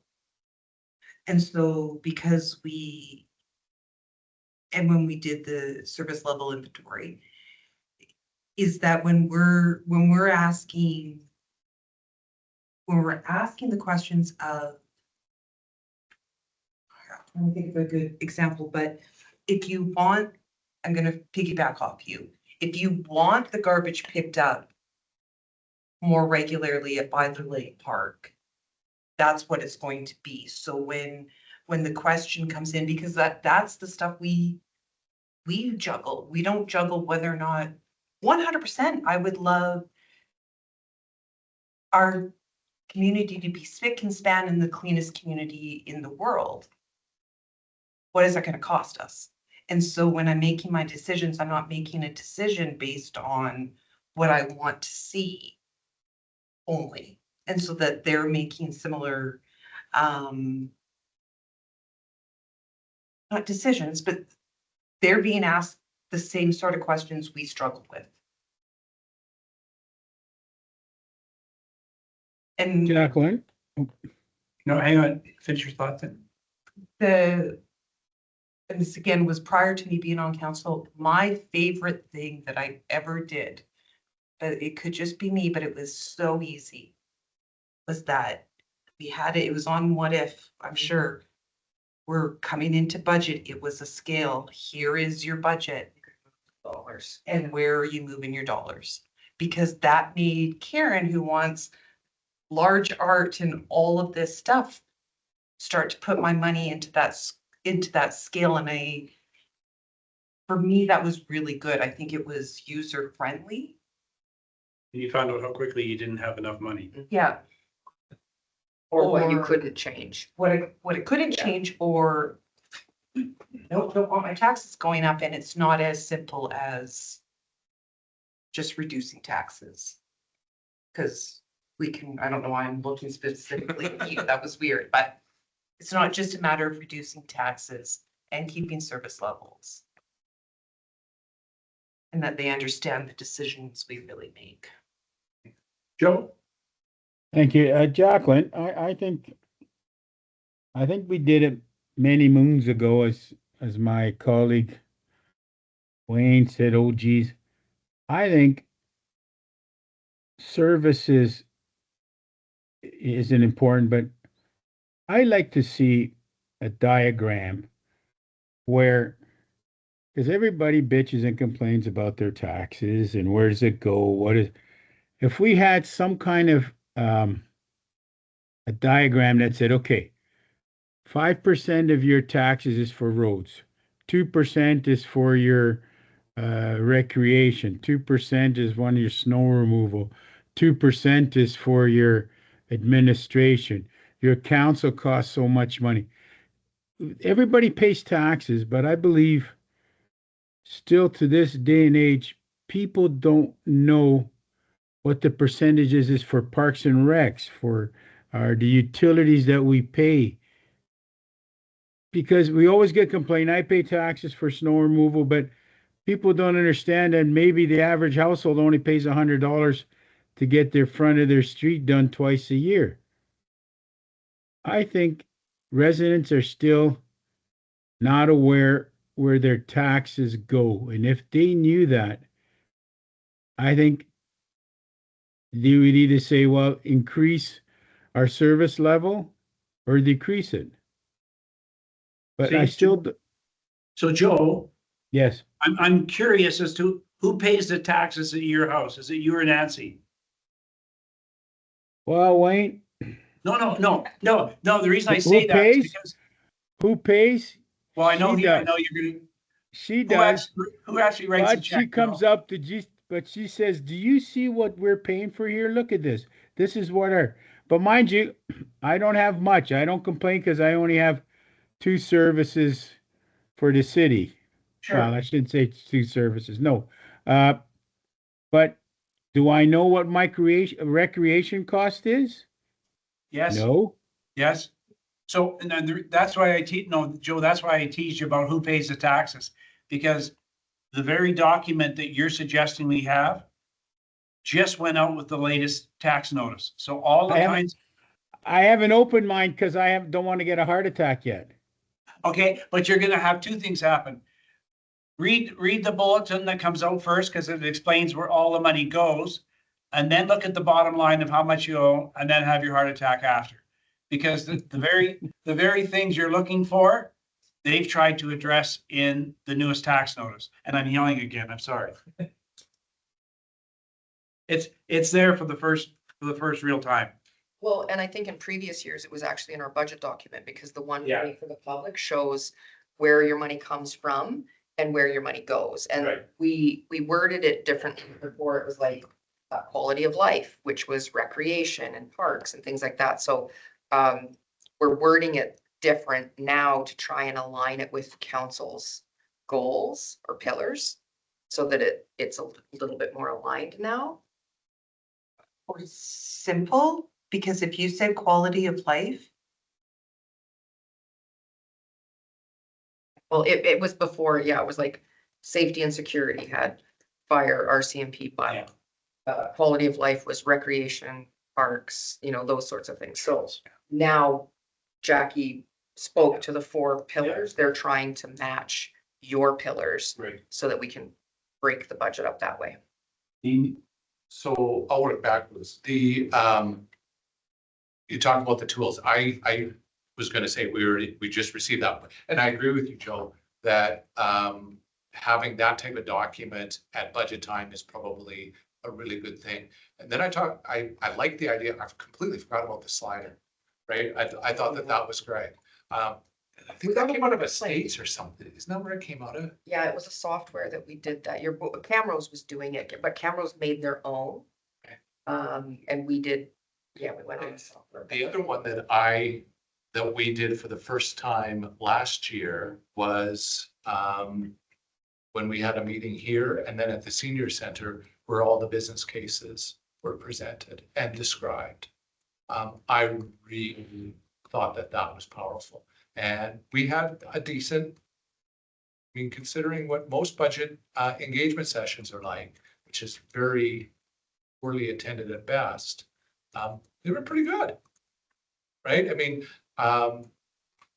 Obviously new council, this was drinking from a fire hose to say the least, not knowing exactly what's going on. It was pretty quick into the term.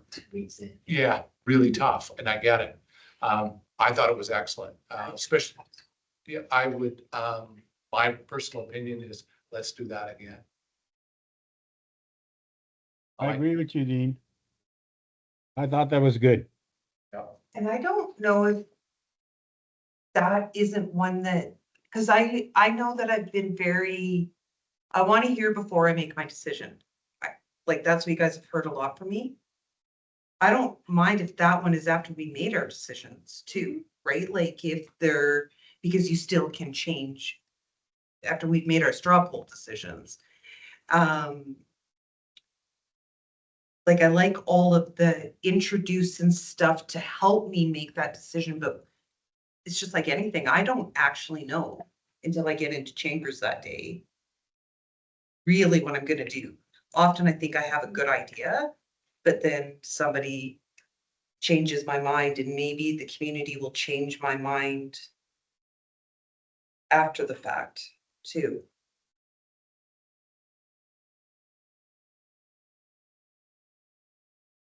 Turn into some new faces to say, I know you haven't been through the process per se. Any thoughts that you either might have in terms of how, because Mark, we've entered into a lot of conversations and a lot of the, some of the questions you pose are, have we talked to the public? Have we talked to the public, right? Like, how do we engage them? So as it relates to budget, you've been on the receiving end of just being a businessman on Main Street. I don't mean it like that, but, and all of a sudden, here's a decision made. What kinds of things would you like to see as it relates to budget engagement? Wonder if it wouldn't hurt to have a quarterly town hall meeting just to get together and listen to people. I think it would help. I look at our council sessions, we have open mic, people can come and talk. We don't respond. They can come here, they can listen, but they can't respond. So our communication to me sucks. And I think right now, early on, I think we would get a pretty good turnout right now. I think we would. So to Dean's point of actually having a public. As long as it's speaking to budget, this is budget. Yeah, This- on budget. No, exactly. So you're aligning with Dean on this one, yeah. The more conversation we have with the public, the better off it's be. Laura?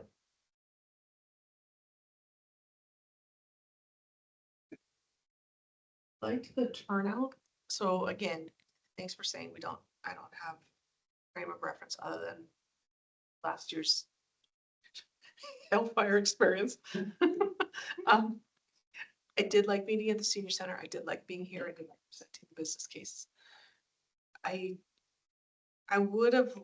think I would have liked for the public to see, and I know it was in the one document, we just didn't highlight or make, I think, so bring out the awareness of, I want to say the broken loonie, like how much of every piece of the loonie was better loonie on one, as well as the debt piece. So that's speaking more to informing. But not that it wasn't there, but it wasn't at all the focus, or I don't think we didn't quite say it out loud. I remember before coming on council, I hated and was horribly disappointed in a budget info consultation, whatever it was, that was at the Memorial Center on little tripods, walk around and see what you think. That was horrible. Sorry, it wasn't great information. Maybe it was, but I wasn't, as a person in the public, I wasn't informed enough to be able to read them and recognize, oh, that's what the reality of what I'm reading is going to mean as a ramification of a choice. And I'll just say that setting set council up to look so bad, because there was some council administration huddling in the back of, yeah, we're available to talk to. But it was so awkward, and I'm a pretty strong person. I'll just walk up and I can talk. I'll have a conversation. I had to break into the little huddle to try to ask a question, because I'm sure the council and the administration were bored and were chatting with each other and had lots to say, because I probably do it now. But from the public perception and trying to understand, and I was one of the 4 people that came out, kind of thing, to find council and administration, and I probably wasn't even sure of which was which, really huddled in the back, so I didn't really know who to go ask my questions to. It was poor. I way preferred, even if we didn't have all the answers, sitting in a lineup out here in that atrium was a far better look of, I'm ready to hear from you, ask our questions, so there's my experience. I found that one intimidating as a counselor. I know exactly the one you're talking about, because I was like, if I ever have to do this again, I won't. And we had a different one, and it was when See, I guess I'm saying I'm afraid of the open house thing, because that sounds like tripod set up and everybody just kind of walks around and see what they find, and you'll be here, you're accessible to the public, and that's not at all how that came off to me as a member of the public. Sorry. Yeah, no, and I can't remember exactly what we were talking about, but it was the time I had the conversation with the people from Horizons that led to the sidewalks. Yes, that was that meeting. Yeah. And it was a different kind of, it wasn't at Memorial Park, it was at the pool, it Yes. wasn't at Memorial Parks. But it was the same, yeah. It was the same idea, but at that point, they were being given stickers to put things on. Oh, So then it was interactive, right? Where now I had a role. Or and I totally agree. At that one, I was like, do I stand by a sign? Do I, like, am I banning this? I don't know what I'm doing here. But when that came, and so then and that was my opener, if it was, where would you like to put your stickers? And then that's what got me into the conversations about the things, and so I agree with you 100%. But that's how, I do think the open house idea could work as long as I have a job. Wendy? I do agree. I've heard of some of the nightmares in the past that I didn't necessarily attend. I think the idea like we had in the foyer was great. We had the formal part of it. They could ask questions, and then they did the stickers, which we could mill about. Space. We've heard the horror stories of the area structure plans. Wherever we go, make sure there's enough space. And anytime we engage the public, I think it needs to be somewhat organized, right? However that looks, just because then it's that. Yeah, open house scare. Yeah, that just, it's a little bit too open, shall we say. So I think, and all those engagements that I saw last year, there was that structure to start with. There was time afterwards to engage and chat because we still had our charts up, but there was still that formal part where someone could step up and ask a question, and admin was still there in the back. We didn't really have to lean on them a lot, but I did like that idea. And yeah. Can I take back part of what I said? Because last year, so before I got elected, I did attend the capital budget one that was at the library with the little stand, super crowded. But I really appreciated being able to speak to administration who responded knowledgeably. Not saying that you said hello, and I think you might have, I don't remember. And I don't know if I'd even decided to run yet quite at that time. But that was a conducive learning environment. I want to say there was two extremes. The library was pretty tight, but Memorial Arts Center was so wide open that it was too broad, too big. I don't know where your open house is, but I think I've seen pictures at the arena, and I'd hope it wouldn't be there. Okay, now I'll be quiet. Seniors is nice. It's a nice size. So I'm gonna make a comment, Joe, and then I'll give you the floor here. I think for me is that I think typically, and I could be wrong here, but I think people want to come and be given information Yes. as opposed to going and trying to find it themselves through the tripods, right? Because they could read something, okay, but now I need to talk to somebody because I don't know what the hell that really means. And I know that we've chopped and changed and moved from different strategy to different strategy, trying to capture people who might come at 7 and who might come at 8, who might come at 9. And I'm not convinced that works. I think the public needs to know what they're coming to. Budget open house, 9 o'clock somewhere. What the hell does that mean? How about council will talk about at 9 o'clock, they're going to share information about the current budget snapshot, what's been proposed, what are the business cases, and we're feeding you the same information we have, perhaps in a very summarized fashion. And then you have an opportunity to go to a tripod and have a conversation. So if someone wants to talk about recreation after hearing what you've presented and what the business cases are, they want to follow up on the A, Y, or A, B, or C, then they do that. I think just leaving it open-ended with wandering people, has people going away saying, why would I go next year? It didn't meet my needs this year, why would I go next year? And I think every year we try and recreate something to get more people out. And I think all we've done is create more confusion that I have no idea what I'm walking into. Because there's been no systematic approach to how we're gonna give that information. Joe? A question to ask. Great idea, Wayne. I like what you said there, but I feel simple. We always talk about KISS, but I'm not going to say it here what that means. But how about having an open house where we actually have options where the people, okay, let's say we want to do 3 areas of town we want to pave. What you think is the most to the people? What is the most necessity to you?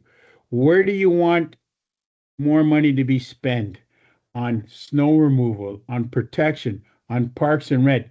If we give them the chance to voice their opportunity and they pick, not us, because we always get that thing when we go down there and the attitude of, we've already made a decision, so why are we having this? You hear that all the time. We've heard it all the time, all the years we've been in politics. Well, they've already made the decision. Why are they having this? Why not have, like you say, have bulletins, and at the end, get them to see what the public would like to be done. And we take that information. We can put the cost beside it so they know what it is. So I can, and certainly would want information from residents to be able to make our decision. The problem is if we get 4, 12, 48 people to come to this, and those are the people there. So if they decide as the majority, that's what you should do, then we should do that. Is that what you're saying? Not the 12. I'm not going to go make a decision. Right, Maybe, so, but we can maybe- take their information under consideration. But please understand that they're not necessarily the majority in the community. There No. could be the majority of the people that came that evening. But I hear Joe saying is a serious, we want to hear from you. We will take your information under advisement. Absolutely, and always should. Yeah. Or were you saying they make the decision, Joe? No, help us out to make our decision. But Okay. if people don't come to our things because they already know, well, this is what we're going to do. This is our capital budget. This is what we're going to do. How about they have a say? Not necessarily that it's better for them because they don't know the financial behind them, but if they at least have a chance to say, here's the opportunity to help us make the decision. Yeah, and I think that goes maybe, and I'm not necessarily, no pun intended, stuck on stickers. But it's really a matter of saying, where do you want to put whatever dollars you have? We give you $1,000 of monopoly money. You go spend it on road repair or parks and playgrounds. That's a good one, Wayne. We can make a printing press to print those monopoly money, and they can go in there, put their, each one gets $100. That is a great idea. I come up with them every once in a while, Joe. Mark. I know you do. Just a thought. So if we got 7 people, if we all invited, so we made up an invitation and invited 10 people. Right? So you got 10 people, you got 10, you got 10. Give them another coupon or whatever in there for them to invite 2 more people. Have a draw, do something, but so we're gonna get some people in there. All of different ideas.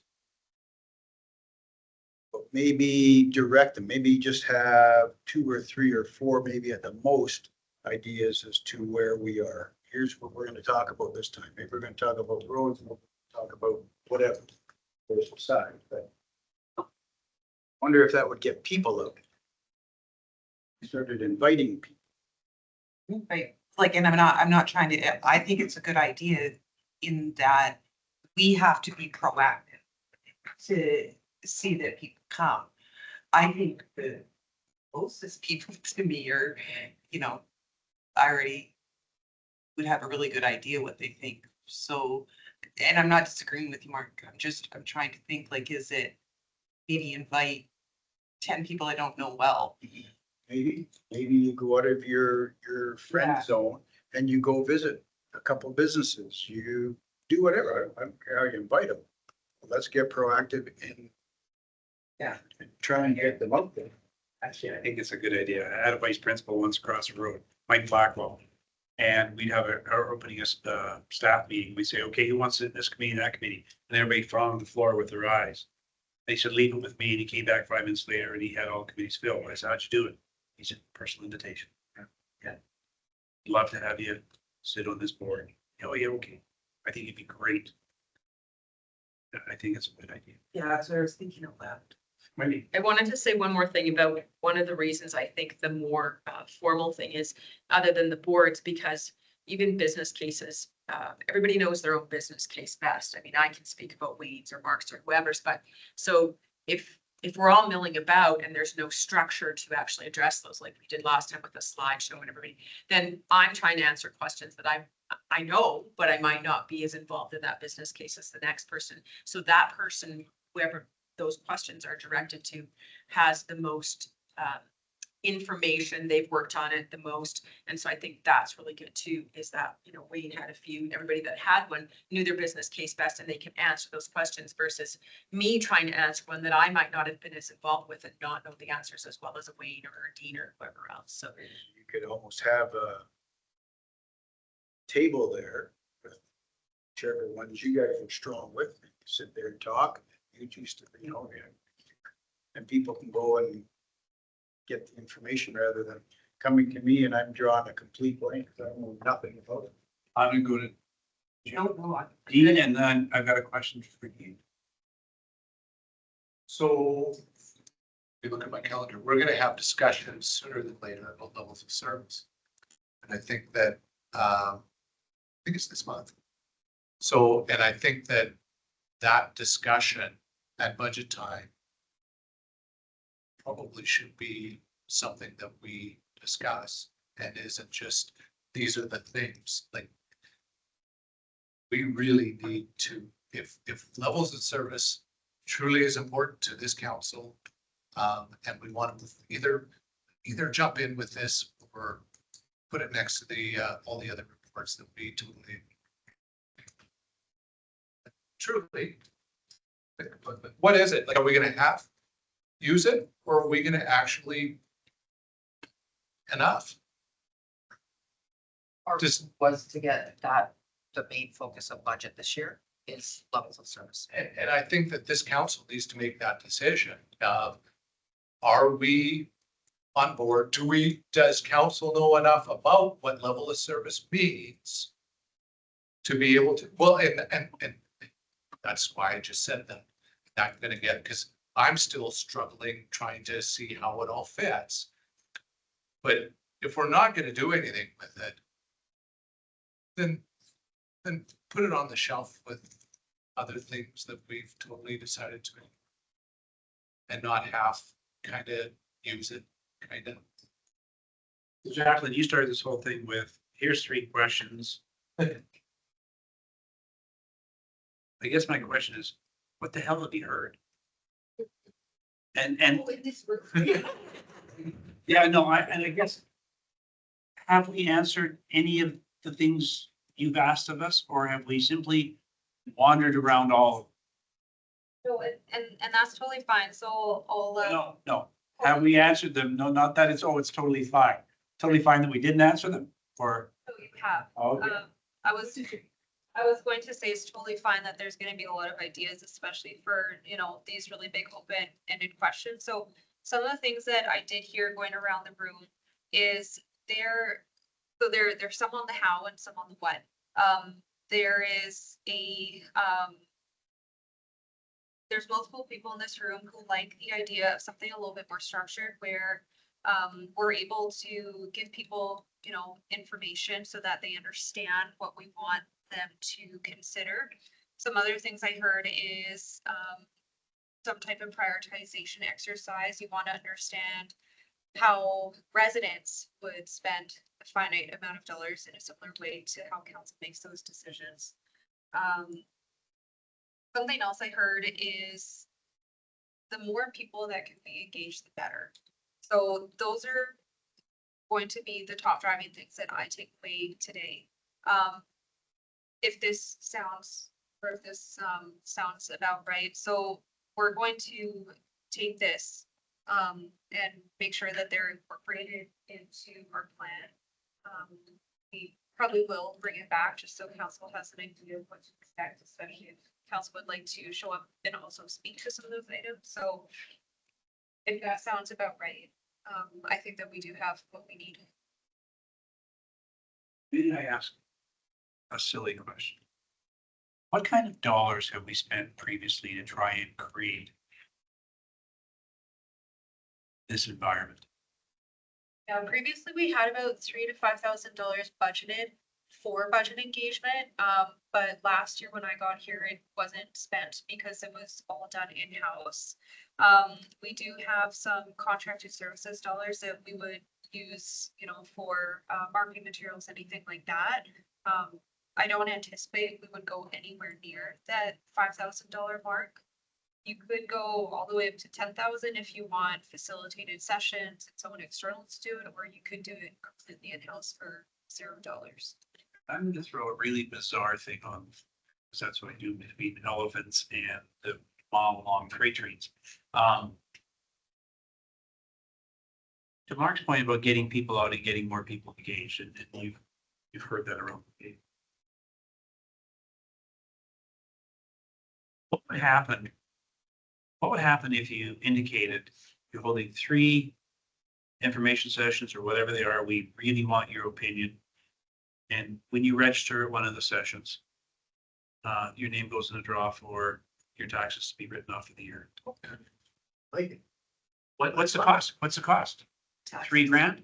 Be the cost of the taxes. $4 grand? Depending. No, but even if you said, we would max it out at $3,500. We'd want to hear from you. We want to hear from you. We want to hear from you. You know, like the iPads that we give away. Not enough. No, all I'm saying is that we talk about feeding people. Oh, great. If we feed them hot dogs, they'll all show up. We say we want engagement. What are we collectively prepared to do to get 500 or 700 people out to an engagement? And then all of a sudden, your engagement becomes meaningful. Our engagements of 5 and 15 are really nice, but then they all go away and they're angry because the ideas they gave us haven't been implemented. To Dean's point, we're going to implement the idea that 3 out of 5 people presented, right? I mean, but if 500 people showed up and said, I want less money spent on X and more money spent on Y, we'd be pretty foolish to just turn a blind eye to it. I do think though that we get, and this has been even pre-COVID, we get more engagement online than we do in person. And to Karen's point about the sliding thing, and I do think that was like a $700 or $7,500 $4,500 for that one. Okay. We had a lot of engagement on that. The problem is that there's not enough interaction, right? Where you're hearing from them, we're giving feedback, we're explaining things to them, but we can try anything. I mean, and that's part of the problem though. We've tried something different every year to try and get people. So I think sticking with some of the stuff that's worked, but then maybe augmenting with other pieces. Yeah. We'll take it away and come up with The slider thing, if that is something that, is it customizable? In other words, can you say more for our CMP and or bylaw enforcement? In other words, not just enforcement, It was, but the problem was the way that it was broken out. And I remember having arguments with the person who did it because they said, we have a contract, so they can't change it. So there was a lot of complaints that we got back saying, I couldn't move the RCMP. And I said, that's because it's a contract and whoever made the decision decided you can't change it. But I think the message should have been, I want to lower it, which means you want fewer RCMP. Right. We don't care that there's a contract. We're telling you what we want for our community. So we would do it differently than we did last time. And I think, if memory serves me correctly, the sliding scale simply said, do you want to spend more money or less money? And Here's your budget. You have to balance it. but there was never any indication that right now we're spending $25 million on the police, RCMP. Do you want to spend more than 25 million or don't you want to spend more? Like, it was sort of an ambiguous, here's X number of dollars. Which lever do you want to move? Because when they spent less, they didn't get more money to add to other entities. They did. It was, Okay. you've got $50 million. How are you gonna split this? Was it? Yeah. All right, but you're okay with where you've got, what you've got? For me, I don't know about you, but the next most important thing is the procedural pilot. But I don't know that we have enough time to. No. 16. Can we take the first bite? Sure. Or do Want me- you want to do that where you can wrestle the monster to the ground and consume it all at once? Well, I guess, so this was sent out before the day before the last meeting. And council wanted more time to review it, so I guess, are there concerns? Like, basically what we're looking at is trying to combine all the committees that aren't working, boards and committees into committee of the whole. Lower the number of meetings that you're having, so we won't have agenda review anymore. We won't have any of those ad hoc committee meetings. They'll all be in committee of the whole. Excuse me, and then separate out committee of the whole from regular council meeting. And I did hear back from the lawyers on your question, Laura, about could we just start whenever? And they said no. Council meetings are supposed to be advertised, which is part of the reason that I worry about this. Advertised with a specific time so that the public can know when to show up and when to be involved or watch. And so for us right now, I think it's, are you comfortable separating those out? And if you are, do they go at specific times on the same day? Do they go at different days? Keeping in mind that if something doesn't work, we can change it later. And that was what I was gonna ask you, because it's policy, then we can't change it, so that's one thing. Do you know what time frame you're looking at? Are you looking at a meeting every week or council every second week with committee of the whole in the middle? Does any of this make sense? Like, do you have any idea of what that looks like? Because council, as we know today, what time would we at? Due shortly after. So how does that look? Are you gonna make, what is the catalyst other than to tidy it all up as per time wise? So we'll have 2 very short council meetings, a long cow meeting, 2 short councils, 2 short, like, what is your thought? In a perfect world, we would have committee on a different day so that we don't get caught in time crunches. But the other option is to keep them on the same day, because I know how hard it is for people that have other commitments to carve out extra days.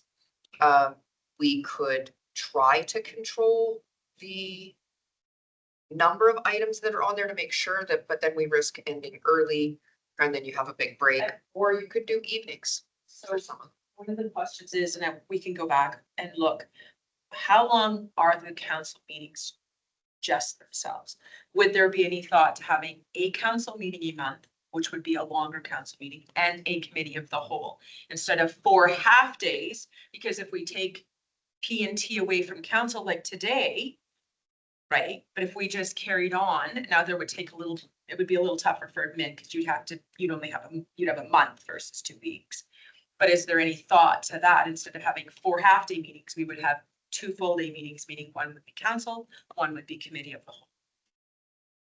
I think the biggest risk there is, public hearings. Just leaving it too long Yeah, for a month. or business that needs to be done, because we used to take a break, like we had a meeting at the beginning of July and the end of August. And we ended up calling special council meetings almost every summer, so Ken suggested we have 2 meetings in July. And So then, but look at maybe just the 2 council and then a longer committee of the whole, so that you're not having to have 4 meetings a month, just you can do Cal once a, like in between the second, the next week would be Cal, and the next week would be Cal, whatever that looked like, but I'm just wondering what the thought process is time-wise to set those. So my concern, I'll come to Karen, my concern would be, that in an attempt to create 2 distinct meetings, each with starting times for advertising purposes, what we end up doing is having a day-long council meeting because we got more time to play. And, or even if we got out of our council meeting early and then came back a week later with a list like this is not a 4-hour day. This is an 8-hour day. And so all of a sudden now our P and Ts, former P and Ts and committee of the wholes will grow exponentially into a full day. well, part of the problem though is this has just become a catch-all for everything we want to talk about. Whereas in committee of the whole, it's more formal like council. There's an agenda that gets produced, gets to you ahead of time. So we're gonna be more controlled about what lands on there. Then answer me this then. This is just a catch-all. So all the stuff that isn't gonna get caught now because it's no longer a catch-all, where does it go? It would just be spread out further. So what we've been doing is Where? whatever, like at a later date. So what we've been doing with this is there's a huge list of things. We get through what we get through and whatever's left, we move to the next meeting. So we would look at it and say, okay, we have 3 hours with council. We're putting 3 items on the thing or 4 items on the thing, similar to what we do with regular council meeting. Now, the only other way to get around the advertising piece would be you could have them both, like right now we have committee of the whole stuffed in the middle. We could have all of the regular council stuff and then move into committee of the whole. The chair turns over.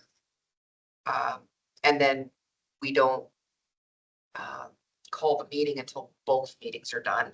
And then you can continue to start right after you're done your regular council meeting. But it's not gonna save us time. There's still gonna be really long days. Yeah. Sorry, Karen and then Dean.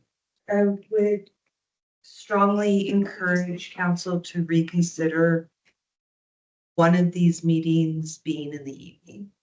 So I appreciate when we talk about regular council matters where we are making decisions, that the public is welcome to come and watch us do our body movements and engage with council. Not what, I can't think of the word, but be a part of, but they're not engaging with us. And then when we are looking for, whether it's the open mic, whether it's delegations, where it's other things of being more accessible to more people, I very clearly heard before the election and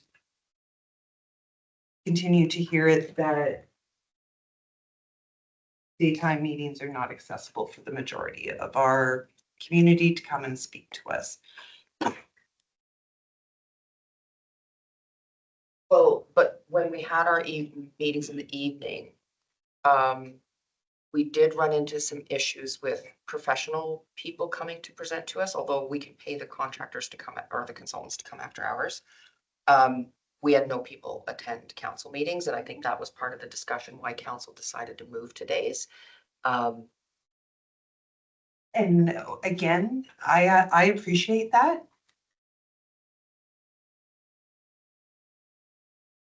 But we make ourselves inaccessible. If we make ourselves more accessible and people choose not to come, that is not me being is the word right?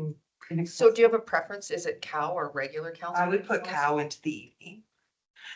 Because that's when we see delegations, that's when we see, or maybe there is one a month but that still doesn't work for delegations. But that there is time set aside in evenings.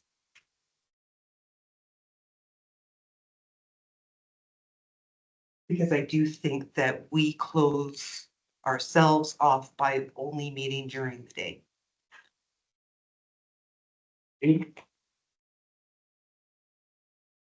So regular council meeting, if we began at 9 AM, finished at potentially noon, 1 o'clock, 2 o'clock, if it's spirited. I like the idea of separating them. Excuse me. But I see no reason why, if that's the case, of the idea of an evening couldn't be the same day. Because, and I know it'd be a long day, but if there's a large enough gap, or potentially starting Cal at 4 PM, You have to. right? Does that alleviate potentially? But I think that the problem is if you go every second week, boy, you're gonna have people missing, because that means that you, all of us, council, every week you're committed to come to City Hall, every week. Right? And that's a lot, especially Even though it's part of the day, even though, it interrupts your day. correct, whatever it is, whether you're going on holidays, whatever it is, right? So if we went 9 to noon and 4 till 7 on that same day, to me, that wouldn't be such a bad idea, moving open mic to 4 PM as opposed to 9 AM. And I know that it's not ideal for administration. I work around whatever. I appreciate We're that. open to evening meetings with other municipalities. Yeah, open to evening meetings, and then also, I don't know how you, I was gonna start talking about earned time off, earned days off and all that, but that is a lead into which I am not going to get. So I am swallowing it back. You figure out the long days for your staff. I do think that, I know early days in St. Albert, we would start committee at 1 and then council at 5. Because of the long day, like that is a big break. But I think what it just means is we only bring the people who need to be here for committee. We don't have to have the whole contingent, right? It's just whoever's presenting can stay behind. But to Dean's point, and again, I'd like to hear from 3 other people here, because it's different if you're retired, right? Or don't have business commitments. Real jobs. Like, Yeah. So Mark and Laura and Joe, because you're still working, Joe, running a company. Where do you guys sit on some of this? Trial and error for me. Like it's tough now, so. So doing, to Dean's point, if we had a council meeting, running from 9 till noon or 1, and then freed you up to go back to work, only to have to come back here at 4 o'clock, is that better than keeping you here all day from the afternoon as well? Yeah, many times a month. It could be once A week. No, well, if you, the talk was to have council on Tuesday and then committee of the whole the following Tuesday. If we didn't have a full day, he was asking about your idea. Right. yeah, your idea was, yeah, 4 half days where you come and do council meeting on a Tuesday till noon or 1, and then you're back at 4 o'clock for your P&T or governance meeting. Same day. On the same day. And I'm here Mark saying, I'd like 5, then. It was a store all the time. That's fair. That's fair. At 6. yeah, Yeah, Laura, where you at with your commitments?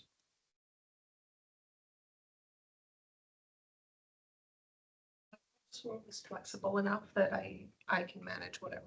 I just will. I hesitate to commit to evenings. I don't know that my family will be supportive of that. They're already feeling that I'm maxed out. Still have one. Well, I still have a family or still have an evening. No, I'm kidding. They hang out at the store so they can see him now. You know, I kind of would lean towards the 4 half days. And my reason for that is in anticipation that they're gonna turn into full days. Because it's not that I want it, but I think we need it, because every time we're not getting through this. So dividing it up and thinking whether we divide it and we have 9 hours on one day or 4 hours this week and 5 hours next week, we're not actually in a better space as far as the time to get through the amount of work we have.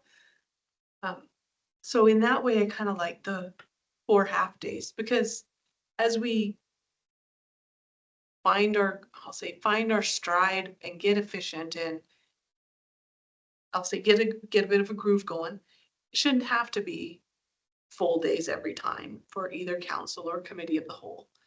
But as we need it, we would have that flexibility to have a 3-hour meeting or 6 hours for council or the everything else meeting.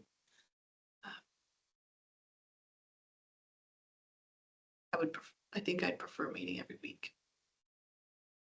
Joe, where do you sit? As a guy who's still working.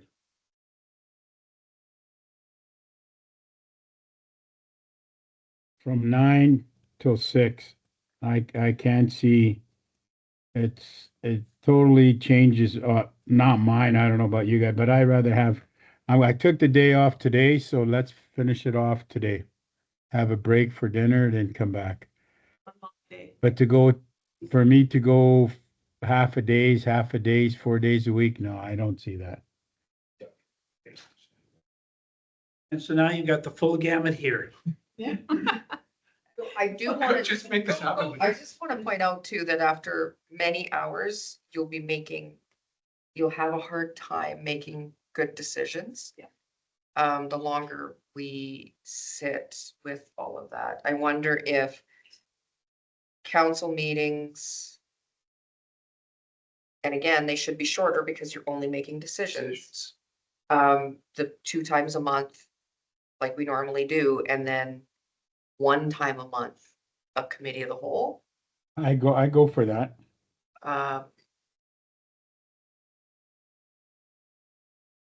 That next I- one. And we could bring forward options for council to debate on that, but I guess the biggest part of this is, are you okay breaking these 2 pieces up? Like pulling Cow out of regular council meeting and having those 2 processes separately defined. And then everything else going into Cow, like the art committee, the agenda review committee, and that's a lot of time commitment too, where we're pulling you. If it's one day, Right. just for me, it's tough to break up. I'm locking the door. Well, and plus the fact if we don't set even our council meetings, we can't set them.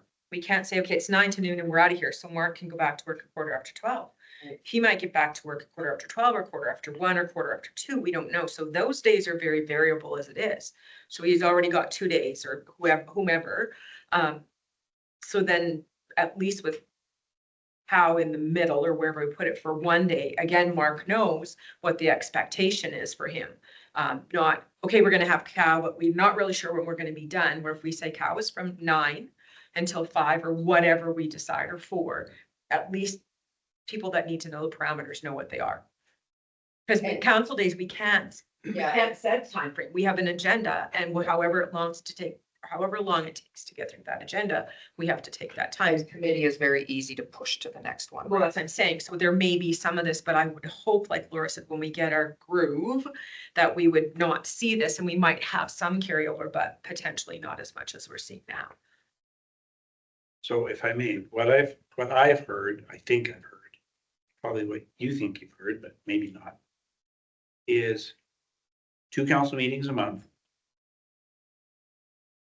9 till whenever. And then one day a month for committee of the whole. We'll come up with a, Well, no, I think that decision needs to be, yeah, but we'll put options for you yes. to consider, because you could have Cow in the evening, like some people have mentioned, you could have Cow for an entire day.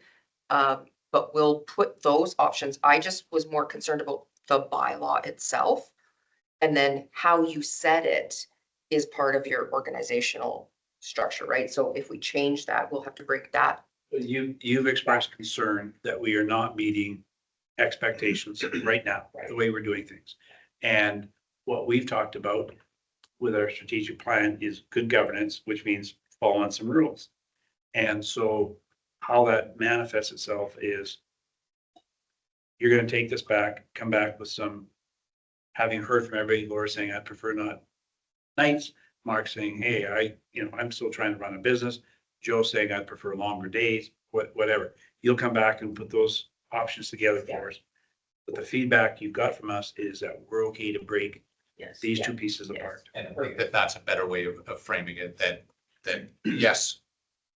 Break it apart, what it looks like, that will be the discussion that will happen. Thank you. If I may, and I don't mean to belabor, but I do apologize for running on earlier. I sure feel better for having said it. But thank you, everybody, for your input. Thanks, Joe, for joining us from the confines of your office there. It is appreciated. And to all staff here today, thank you for what you brought to the table and sharing your insights with us. Thank you. Thank you. Now we're going to another one. We are. Laura, we have Nate yet for us. Laura.